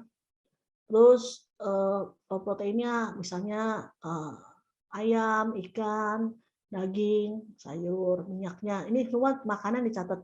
Terus catat nih buang air besarnya, buang air kecilnya, tingkah lakunya, tidurnya, suplemennya apa, kegiatan anak apa. Misalnya nih, kok dia di hari ini dia marah-marah mulu ya. Kenapa ya? Nah, lihat makan apa hari itu. Kalau misalnya hari itu ibu nggak curiga apa-apa makanannya, berarti lihat kemarinannya makan apa. Misalnya kemarinannya nggak curiga makanan apa-apa, misalnya, ini biasanya juga dikasih ikan gurame juga nggak apa-apa nih, kasih labu siam juga baik-baik aja, berarti bukan gara-gara hari ini. Lihat makanan kemarinannya. Misal kemarinannya lagi, oh saya kasih kailan nih, gitu ya. Nah, ibu curiga kailan deh. Nah, ibu kasih lagi tuh kailan 4 hari berikutnya. Nanti lihat reaksinya 2 hari kemudian dia marah-marah lagi nggak? Gitu. Jadi nanti ada polanya. Ya. Mungkin Dan perlu tiap anak-anak tuh berbeda ya dokter ya. Jadi nggak bisa anak yang satu cocok nggak ini yang bisa. lain enggak. Makanya kadang-kadang ibu-ibu juga jangan ikut-ikutan sama ibu-ibu yang lain ya. Jadi ada ibu-ibu penakut nih. Aduh, kenapa nggak makan? Saya nggak mau dok makan buncis dok. Nggak bisa dok buncis. Kenapa? Soalnya ibu-ibu yang itu bilang anaknya habis makan buncis terkencing-kencing. Anak ibu terkencing-kencing nggak? Enggak. Ya udah makan aja. Ya, terus nomor satu gini, kan makanan anak-anak ini udah terbatas ya. Terbatas artinya sedikit lah jenisnya yang relatif aman. Jadi jangan sampai bahan makanan itu masuk, nggak bisa masuk, nggak bisa dimakan kalau karena anaknya nggak mau. Ya nggak boleh tuh. Jadinya semua bahan makanan yang udah diperbolehkan, caranya bagaimanapun itu harus masuk ke anak. Mau anaknya dirayu kek, mau dibentuk gimana kek, model makanannya kek. Contoh ya, ada anak yang nggak suka buah sayur, terus anaknya ibunya nggak ngasih, nggak boleh tuh. Buah sayur harus masuk. Misalnya nih untuk pengenalan teksturnya, digoreng dulu tuh buahnya, sayurnya digoreng dulu boleh nggak ada masalah. Nanti lama-lama baru dikasih yang buah benernya. Atau buahnya di jus, dibikin es batu, jadi es, dijilat-jilat. Jadi yang penting dia tahu teksturnya dulu. Nanti lama-lama kita rubah jadi buah benerannya. Gitu. Ya. Nah, dokter, kalau anak nggak mau makan nasi, bagaimana dokter? Bisa diganti Yang apa? penting gini ya, kalau misalnya ada satu yang dia nggak suka, yang penting kita tahu misalnya nasi kan karbohidrat, ya udah cari aja. Misalnya mungkin bentuknya dia nggak suka, ya cari aja. Yang penting dia masuk karbohidratnya. Misalnya bihun beras kan karbohidrat juga. Bihun, oh dia nggak mau nasi tapi mau bihun, ya udah bihun. Kue tiaw beras misalnya, atau berasnya dibikin rengginang. Rengginang dia mau, kan sebenarnya asupannya sama aja. Gitu. Nggak Sebenarnya apa-apa ya rengginang dok? mau, nasi nggak mau, kan makan nasi juga itu rengginang. Iya, iya. Ya, Soalnya kan orang Indonesia kalau nggak makan nasi tuh kayak nggak makan dokter. itu emaknya kalau yang penting Iya. anaknya kan masih oke. Yang penting berat badan nggak boleh turun, nggak boleh lebih rendah dari normal, nggak boleh. Ya, itu Iya. berbahaya tuh kalau udah kayak gitu. Ya, anak Tadi nggak di boleh pendek, berarti ada masalah. Gimana? Tadi di kolom food diaries kan ada tulisan suplemen dokter. Nah, ini kapan dirasa butuh suplemen tambahan dan suplemen apa aja? Kalau pengalaman saya sih biasanya sih setiap anak ASD pasti butuh suplemen ya, biasanya. Ya jarang banget yang nggak butuh. Ya basic-basic suplemen ya biasanya standar ya kalsium karena udah dia tetap butuh kalsium tapi udah nggak minum susu, kalsium, zinc biasanya. Nah itu tapi untuk pastinya memang harus cek laboratorium, lab ya, cek lab ya. Karena untuk pastinya perlu dosis berapa, itu cek Iya. lab Iya. Bapak Ibu. Karena ada beberapa orang tua yang saking inginnya anaknya ini bisa jadi lebih baik gitu. Semua suplemen yang katanya ibu-ibu yang lain bagus itu dimasukkan gitu dokter. Ya, Jadi bisa sehari minum 10 macam suplemen gitu. Gimana dokter? ya. Yang penting gini, kalau minum suplemen, cek selalu setiap 3 sampai 6 bulan fungsi ginjal, fungsi hati ya.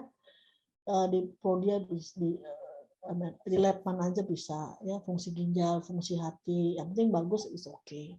Karena gini loh, suplemen nutrisi kan, sebenarnya nutrisi tambahan.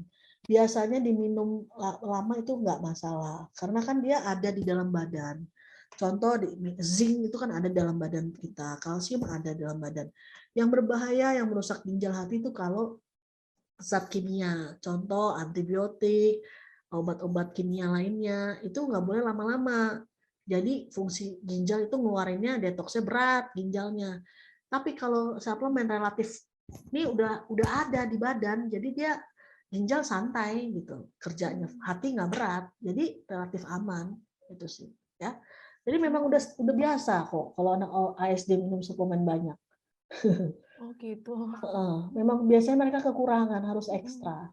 Udah makannya susah, nggak mau makan, nggak bisa menyerap, biasa harus ekstra nutrisi. Gitu. Kalau Nah, enzim, dokter, ya, enzim bagaimana? salah satunya untuk membantu pencernaan bisa. Nah, yang saya mau kasih tips nih, hati-hati kalau pemilihan suplemen ya. Kadang-kadang suka banyak sekali yang memanfaatkan ibu-ibu, bapak-ibu sekalian ya, anak berkebutuhan khusus untuk anak otis, kasih ini biar pinter.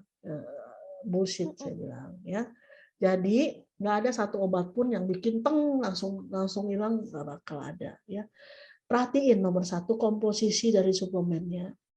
Kan Bapak Ibu sekalian kan nggak makan susu, anak-anaknya nggak susu, nggak itu. Jadi harus di belakangnya harus ada tulisannya free of casein, free of sugar, free of gluten gitu ya. Kadang-kadang ada tuh suplemen free, bebas kasein, bebas kasein, kasein free. Tapi ternyata gluten free gitu, tulisan di depan gede-gede. Tapi begitu di belakang di komposisinya mengandung soya. Nggak boleh, jangan. Itu namanya terselubung. Nanti bereaksi juga. Iya, iya. Soya bikin kejang, jangan. Ya. Ya. Dokter, untuk mengevaluasi anak yang mengalami alergi atau tidak butuh berapa hari, Dok? Mengevaluasi maksudnya? Hmm, Maksudnya saya juga kurang paham ini, per Dokter. hari. Untuk mengevaluasi anak yang mengalami alergi. Jadi Jadi gini, mungkin Kak. alergi terhadap makanan tertentu yang harus dihindari itu loh, Mengevaluasinya. dokter. Dia Ya. lihat anaknya itu butuh berapa hari. Biasanya sih 4 hari lah. Kan 72 jam ya. Iya, iya. Tiap 4, 72 jam. lihatnya 4. Saya juga bingung pertanyaannya, ntar diperjelas lagi. Ya mungkin itu maksudnya. Jadi kan ada anak tertentu yang alergi tadi, dokter sempat sebutkan kailan, mungkin ada reaksi tertentu gitu. Nah, Iya, bagaimana untuk menentukan apakah anak alergi atau tidak gitu. iya. Itu sih. Nah, kalau nggak boleh kasein, nggak boleh minum susu, ini ada pertanyaan. Kalau susu almond bagaimana, dokter? Nah, almond. Almond itu jadi ada satu zat yang namanya fenol. Tentu pernah tadi saya sempat sampaikan. Fenol itu ada di semua buah dan sayur ya. Tapi yang kita anjurkan, jadi ada listnya tadi yang fenol tinggi. Nah, ada anak-anak tertentu, anak autisme yang tidak bisa memecah fenol. Jadi fenol sebenarnya bagus buat kita untuk anti aging ya, untuk penuaan, polifenol ya, untuk mencegah penuaan dini. Tapi ada anak-anak ASD yang nggak bisa memecah itu. Fenol ada di mana yang fenol tinggi kayak kentang, kayak ada listnya tadi. Ya, salah satunya almond. Nah, reaksi fenol itu kelihatan. Matanya itu di bawah matanya jadi hitam kalau itu lama-lamanya hitam gitu ya, mata panda. Terus yang kelihatan tuh cekikikan, ketawa-ketawa sendiri nggak jelas. Dan itu reaksi terus suka ngeliat yang puter-puter gitu, ketawa ngeliat fan gitu ya. Nah itu cepet reaksinya 0 sampai 48 jam setelah dia makan fenol kelihatan. Nah almond itu tinggi fenol. Oh, nggak boleh juga berarti ya, dok ya? Jangan. Oke, baik. Ada sih pasien saya makan fenol lagi itu ya, lagi diperiksa, lagi berobat, dia snacknya almond ya. Makan enggak, makan almondnya satu kotak. Dan liatin aja, habis itu langsung itu berputar tuh, kan. Jadi cepet kalau fenol. Ya, fenol bikin nggak konsentrasi juga, jadi nggak konsen, mabok. Ya. Soya kan juga nggak boleh ya, dokter ya? Iya, soya jangan tuh, karena soya tahu tempe ini juga nggak boleh dong, dokter? cross sensitivity ya, jadi sama jadi gini, bajunya tuh rumus kimia soya tuh agak mirip sama susu, jadi tubuh kadang-kadang suka menolak soya sama hebatnya seperti menolak susu. Jadi soya juga ada penelitian yang meningkatkan risiko kejang, jadi kita harus hati-hatilah, lebih baik berhati-hati ya, sama ikan laut juga jangan ya. Nah, ini kita singgung satu pertanyaan tentang diet rotasi, boleh ya, dokter ya? Anak saya oke, nggak apa-apa makan jambu putih. Nah, apakah tetap harus ikuti rotasi 4 hari baru boleh makan jambu putih Betul, lagi, ya. atau boleh tidak hari ini makan jambu putih, besok makan jambu putih lagi? Sebaiknya jambu jangan sering-sering, ya 4 hari sekali aja cukup. Ada juga yang rotasinya begini, hari ini jambu putih, besok jambu merah, besok jambu jambu kristal, besok jambu. Jadi kan jambu semua, ulang terus tuh. Jambu itu mengandung tinggi oksalat, ya. Ada anak-anak yang tidak bisa memecah oksalat. Jadi oksalat itu kayak kristal, tajam-tajam ya. Jadi anaknya tekan kencing, bolak-balik kencing, bolak-balik kencing. Coba perhatiin anak-anak yang kencing-kencingnya banyak, sering-sering kencing. Itu kebanyakan makan oksalat, ya. Itu udah ke dokter urologi nggak bakal tahu ini. Ada yang sampai dicek sampai USG segala nggak kenapa-napa. Stop makan tinggi oksalat ya. Nanti kalau itu kelamaan tuh jadi kristal, kencing jadi batu oksalat, kencing batu nanti ya, batu ginjal. Tapi itu kalau yang lama. Itu juga pada orang-orang vegetarian itu juga sering terjadi ya. Kebanyakan oksalat jadi kristal, oksalat jadi batu ginjal. Ya. Berarti termasuk beberapa sayuran yang tinggi oksalat itu juga Betul. sebaiknya dihindari ya dokter ya? Bukan kalau dia nggak kenapa-napa nggak apa-apa kasih, cuman jangan keseringan, jangan, kan ada kadang-kadang ibu-ibu berlebihan ngasihnya, gara-gara dia cocok Iya, dikasih itu terus, iya, iya, iya. divariasiin, makan tuh harus variasi, sering-sering coba puter yang lain, masukin makanan baru terus, jangan itu lagi saking ketakutannya. Iya, Jadi iya. itu lagi numpuk mama ya. Iya. Ini mulai banyak yang pusing sepertinya, dokter. Pusing, tenang aja. Urusan yang ini boleh, ini nggak boleh, belum selesai, masih harus ditambah rotasi, eliminasi. Yang penting ini, Ibu catat aja dulu, Bu. Ibu kalau Ibu belum tahu mana yang boleh, mana yang nggak boleh, ya Ibu catat dulu aja tugasnya. Catat dulu semua apa. Nanti lihat. Kalau kalau bingung baru tanya. Ya. Iya. Heeh. Terakhir deh dokter, pesan dokter ini kan memang makanan harus dicatat sedetail mungkin. Tapi saya rasa pasti banyak orang tua yang bingung bagaimana harus mencatatnya dan terkadang nggak sabar dokter. Tadi kan 3 bulan diet ketat kok nggak ada hasil gitu loh. Padahal kan ada juga yang 3 tahun juga nggak ada hasil ya dokter ya. Jadi banyak Gimana yang dokter? berhasil, Bapak Ibu. Banyak yang bisa, yang lain. Jadi rata-rata pada lebih jago dari saya itu ibu-ibu ya. Daripada saya. Mereka kenali anak deh. Lihat, perhatiin anak. Banyak yang bisa. Pasti bisa. Jangan takut dulu. Bisa lah. Gampang kalau udah bisa, kalau udah tahu, udah ngeliat ngerti anaknya tuh gampang. Ntar juga ada, oh anak saya nggak bisa ini loh, anak saya bisa ini gitu. Nanti jago sendiri kok, ini ibu-ibu ntar juga pada jago kok. Iya, iya. Biasanya. Ya, yang penting niat dulu ya Bu. Iya, yang penting tuh jangan takut dulu. Iya. Bisa. Tenang aja. Yang penting sabar dan harus konsisten. Jangan sering-sering bocor, begitu ya dokter ya. Jangan bocor, bukan jangan sering. Oh jangan Jadi bocor, 100% nggak boleh bocor. nggak boleh. Jadi gini ya, bayangin Bapak Ibu ya, sedikit itu rusakin organ tubuh, itu tuh ngobatin itu inflamasi dari luka tadi di usus sama di otak itu susahnya minta ampun Bapak Ibu. Berbotol-botol suplemen masih dipakai itu. Bertahun-tahun ngobatinnya. Jadi yang namanya nih ya, dia tuh kadang-kadang gini ya Bu ya. Misalnya, ini anak udah 8 tahun usianya. Baru dia 3 bulan udah ngeluh. Itu racun, itu dari umur 0 sampai 8 tahun udah ngerusak organ tubuh anak-anak Bapak Ibu. Ibu baru dia 3 bulan. Gimana? Nggak bakal bisa. Ya. Jadi terus ada yang nanya lagi. Dia umur 8 tahun baru mulai diet. Diet saya udah lama, Dok, udah setahun. Rusaknya aja udah 8 tahun. Jadi kalau ditanya mau berapa patokannya, 8 tahun baru mulai diet, 8 tahun lagi. Lebih dari 8 tahun Ibu diet kan. Iya.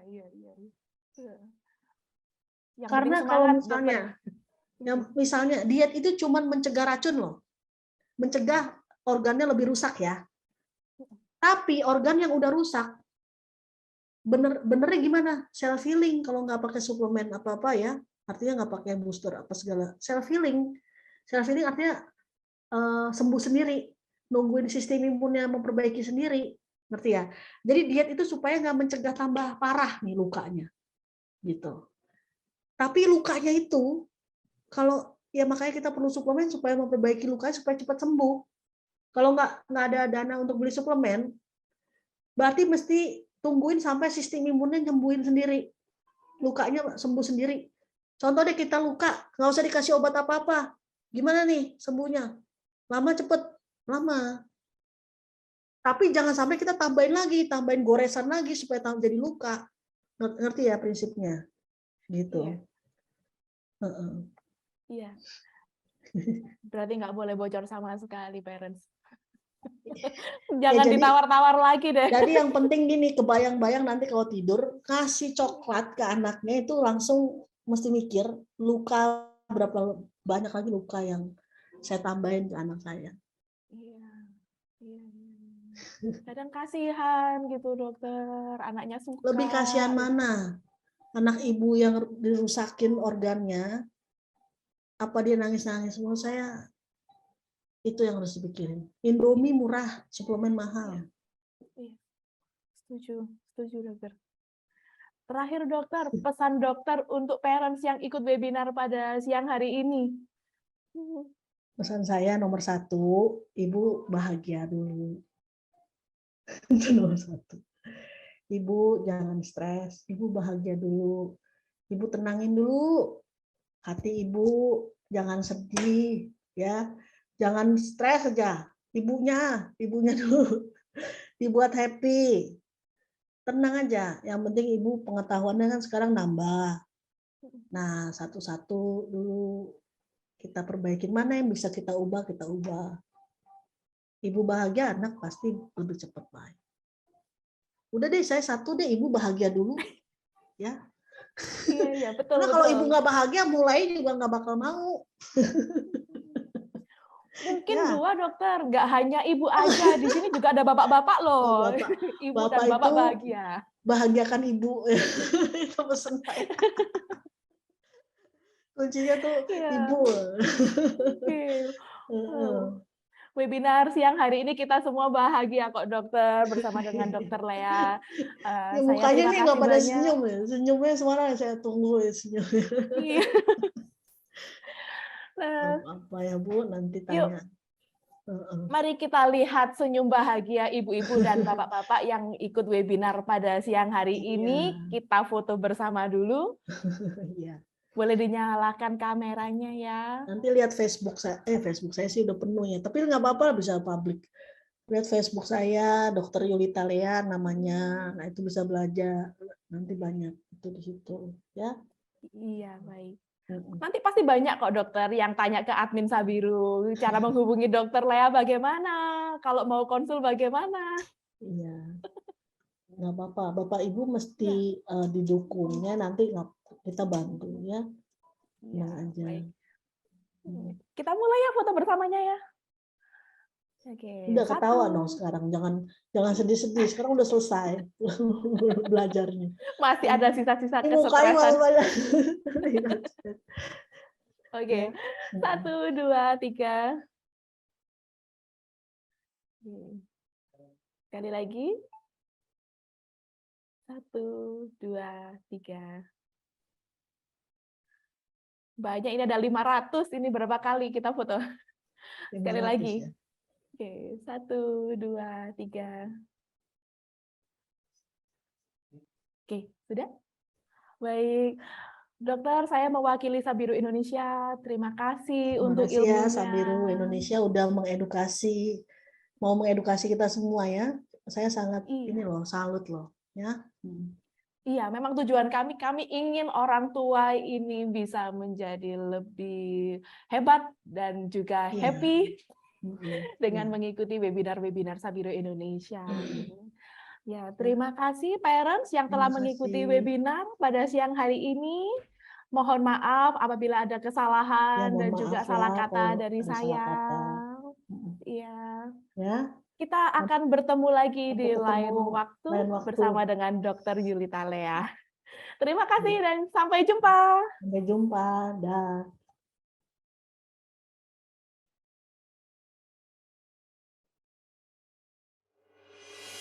Hai, aku Sabi. Selamat datang di Sabiru. Sabiru adalah media belajar untuk orang tua hebat dan si kecil yang spesial. Berbagi informasi seputar dunia anak berkebutuhan khusus. Menurut WHO, 7-10% dari total populasi anak di seluruh dunia adalah anak berkebutuhan khusus. Sabiru mengajak seluruh orang tua hebat untuk terus belajar dalam mendampingi si kecil. Lewat Instagram kami @sabiruindonesia dan ikuti hashtag Sabiru Info, Sabiru Talk, Sabiru